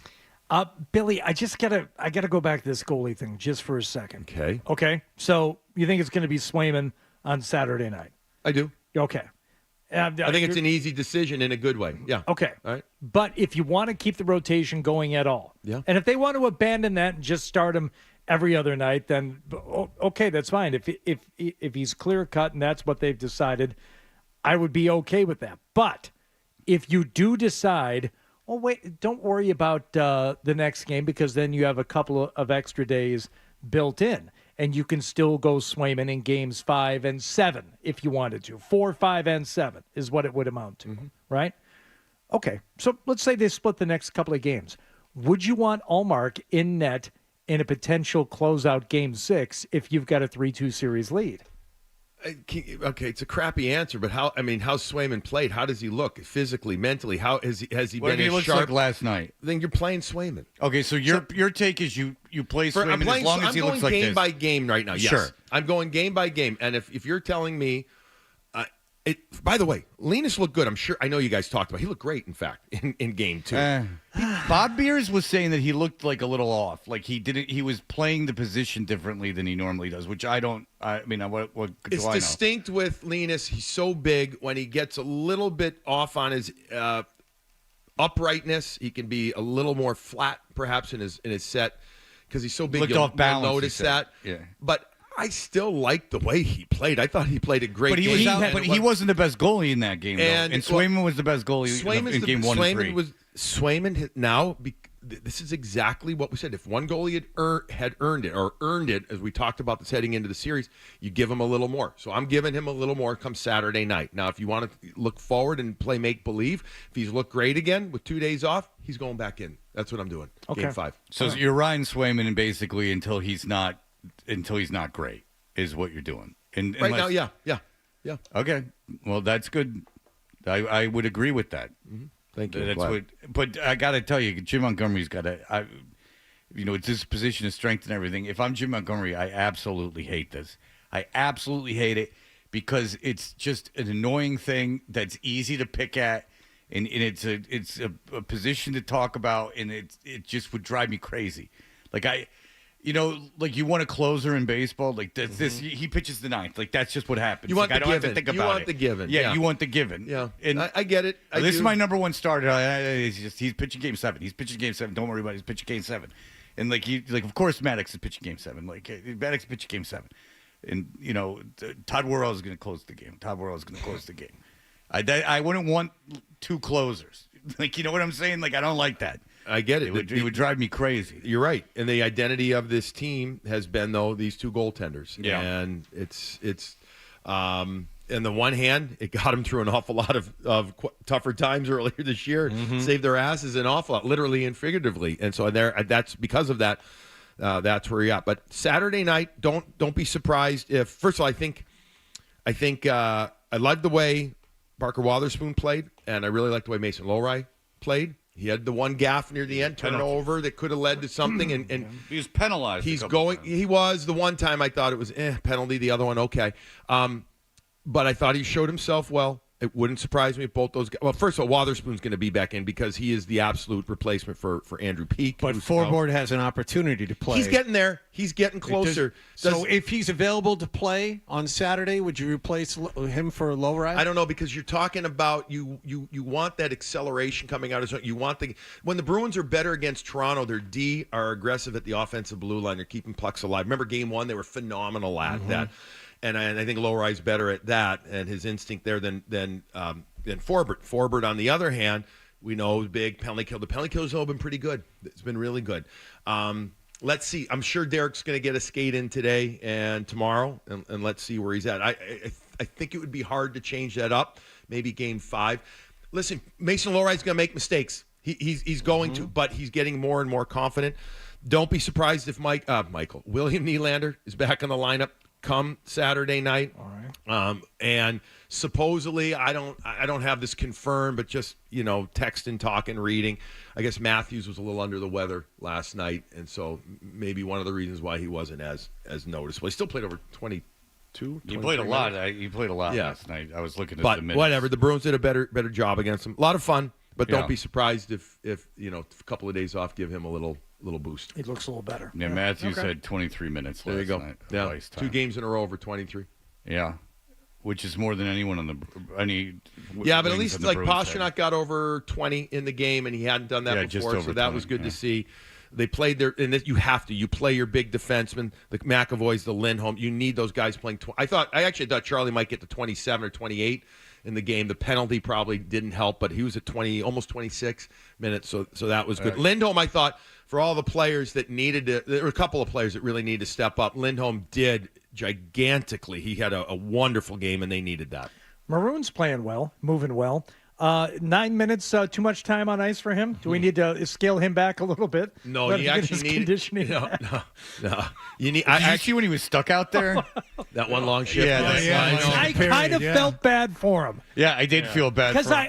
Because I like him as a player. I like seeing him out there because it's so different. But holy crap, the guy can barely. It was funny. They were moving the puck out of Toronto's zone, and you could see Maroon was like, okay, and then he was like, giddy up. I know. And then they finally takes 8 minutes to skate across the ice to the bench. But at the circle, they finally dumped it in, and Maroon, I was like, oh, thank God they got him off the ice. It was a long shift. It was a very long shift. I mean, that might have been like a 2-minute shift. Half his time on ice was that one shift. I felt bad for him too during that. I was like, okay, let the guy let the guy. These 2 days, listen, these 2 days for a guy like that will be great. Yeah. He looked really good in Game 1. Yeah, he did. Game 2, okay, but he's hitting guys, and as long as Ryan Reeves is playing out there, again, we talked about this on Brew. I think you keep him out there. I do, just as a 1-versus-1. I'll absolutely tip my hat to the Toronto fourth line. They've been good in this series so far. Camp and Reeves and Dewar. They've been doing a good job. So it's been fun. One final thing: the Frederick goal last night. When I was watching it, do you think he was surprised it went in? Yeah, absolutely. Like the rest of us. But he knew before the rest of us. He had his stick went up right away. We all had that delayed reaction of holy. But he was taking a shot. It wasn't like he was just throwing it on net. He had picked a spot stick side, and he was trying. He did. He was trying to, but I think he was surprised. Let's see what happens. I think you're surprised. Beat an NHL goalie from that angle. Yeah, I think he was looking around. There was no one around. This is the thing with Samsonov. The guy he was looking back. Is is there a penalty? But I think that he was surprised it went in, but he was looking around. He's like, "There's nothing else I can do here." Right. So he felt pressure coming from the second leagues. So he gets it. He takes it. He was either at or outside the face-off dot. He takes it and he goes in. But again, he reacted right away.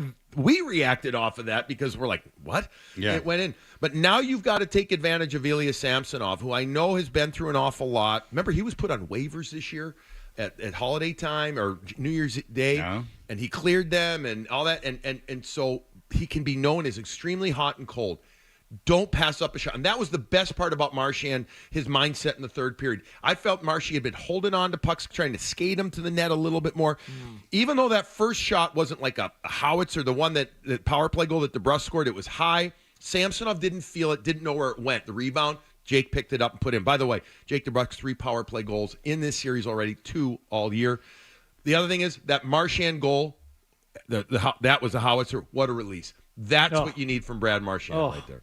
All right. Very good. Billy Jaffe, watch him on Nesson. He's going to be out at the Omni Hotel on Friday. I'm Seaport, doing all his plugs for him in the Morning Brew with Andrew Raycroft. Thanks, buddy.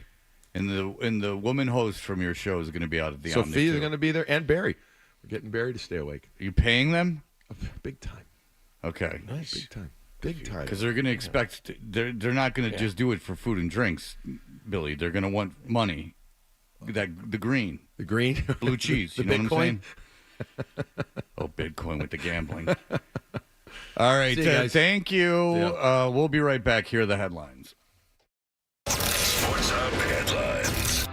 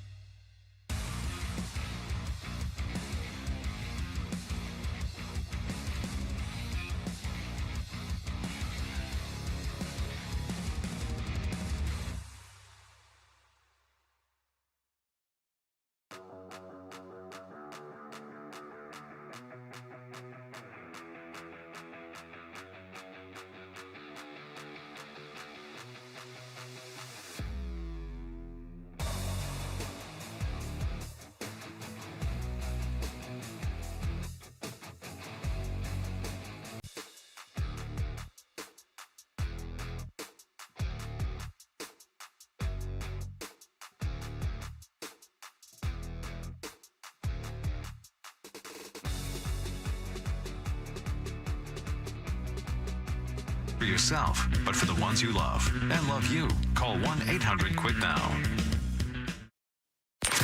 We know what you're thinking. What could I possibly have missed from this show? It's time for The Stack on Toucher and Hardy. As you age? No, just as you age. No, I'm, if anything, less. Yeah. I'm storing everything. When I was with my daughter on vacation, I noticed that, like, she would predict, like, we're going out to dinner, like, you're gonna pee when we get there. You're gonna pee during the meal. Not even getting up, you're just gonna pee during the meal, and then you're gonna pee before we leave. And she would be dead on. Well, so the over/under was 3.5. If you were playing at home. I know this is the Stack, but I feel compelled to read a few emails here too, especially since we got such a nice one from Ben. You guys have been corresponding with him. Well, a little bit. Wallach, do you want to take the No, honors go on right this? ahead. Go right. I'm trying to get it in front of me right now. You obviously have it. He's in not front of you. prepared. No, Gentlemen, just wanted to say thank you for the fan interaction you've all done with the new show, for taking my call and emails the last few months.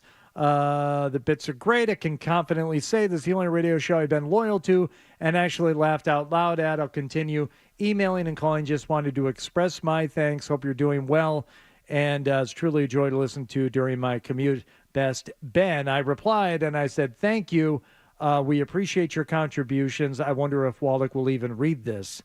And then Wallach, lo and behold, actually replied to the young man, the thrill of a lifetime. Yes. I said, joke's on you, sucker. Ben, you rule. Yeah, that was good. All right, well, Tom on that tip says, hello, gentlemen. For years, John has been classified as an eagle. This is incorrect. Based on John's physical and mental characteristics, I conclude he's a gray parrot. Here's the evidence. 1, the obvious. The color of John's feathers atop his head and the size of his beak, gray and large, respectively. The gray parrot requires a daily schedule to keep... This is why I'm reading it right here. Okay. You'll actually think this is funny, too. The gray parrot requires a daily schedule to keep its mind sharp. John's long-tenured history in providing sports headlines twice an hour helps fulfill this need. With the advent of the internet over 30 years ago, this task has become irrelevant. However, John requires this continued regular daily routine to remain mentally fit and ultimately survive. The most well-known... This guy, searched birds until he found this. The most well-known... It's awesome. The most well-known characteristic, the gray parrot, is speech. And more specifically, repeating back what others have said and continually interrupting. I was just about to say, as a common term for John, as he tries to convince us, his original sentient thought. Careful. Careful how you use that word. I get a lot of emails about that. Michael Hurley not happy with you at all about this. Is it Michael Hurley who we know? Yes, I believe he emailed you. Yeah, but there's another Michael Hurley. Mispronounce it. Yes. I think it's a different Michael it's a different Hurley. one. Yeah, because if it were Hurley, he would just text us. Yeah, but go ahead and read that one. Sentient, when you mean sentient, it's sentient being, not sapient being. That bothers me. Thanks. I believe it's sentient. Is it sentient? Sentient. All right, so none of us know, but it would bother me if I knew that too. It would bother me. Let's get to the real part. This guy sent me 2 emails. He says, that jacket. And there's an insult to you two, so that's why I'm reading it. Of course. He sent 2.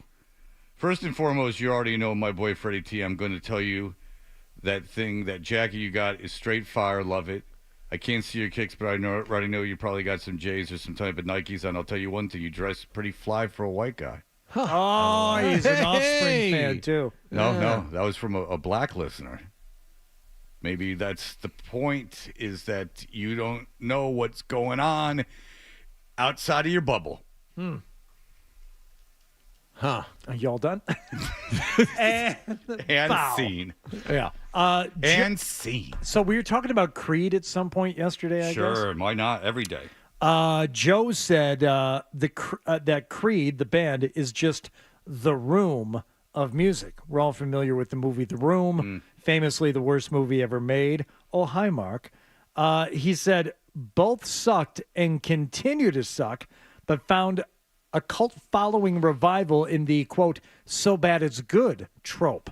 Scott Stapp must be really glad he didn't off himself at some point during the years of mockery. Otherwise, he would have missed the Creedessance Gen Z ironically likes Creed, and I don't get it.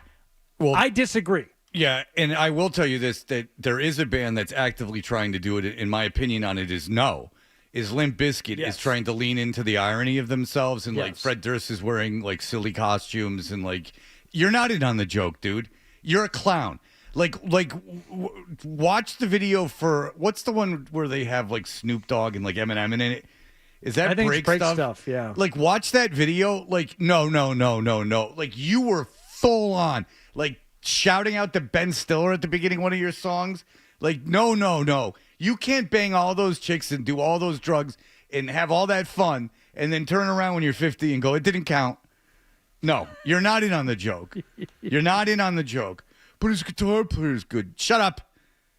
Well, if guitar player's in Limp Bizkit, it doesn't matter. His guitar player also had a project called Big Dumb Face. And if you're a Wes Borland fan, I encourage you to listen to that album or try to and still tell me you're a fan. He moved to Detroit for no reason. Maybe you wanted to hang in with Jack White. But I think people, legitimately liked Creed, and the people that did then or do now, and I don't mean to sound like snobby about this, but it's kind of like how I listened to Peter Frampton, and like music people of the 70s would be like, oh, Frampton sucked. Well, you got to give me a pass. I don't know any better. I wasn't old enough in the 70s to realize that Frampton was like bubblegum. I just hear a song now. I'm like, oh, this guy's pretty good. He puts on a good live show. What's the problem? And if you like Creed now, you just don't know any better. What's the difference between Creed and contemporary country music? Like, tell me the difference in tonality of it between contemporary country music and Creed. Creed has a little more distortion and maybe a few more minor chords thrown in. That's it. Their songs are not dissimilar to what is being played on country radio. And then also, they were geniuses, and I'm not using marketing geniuses, because they snuck in on that Christian thing when that was huge. And so all of a sudden they had that. Remember when that Christian audience was like gigantic? I don't know if Hardy, you were in different cities.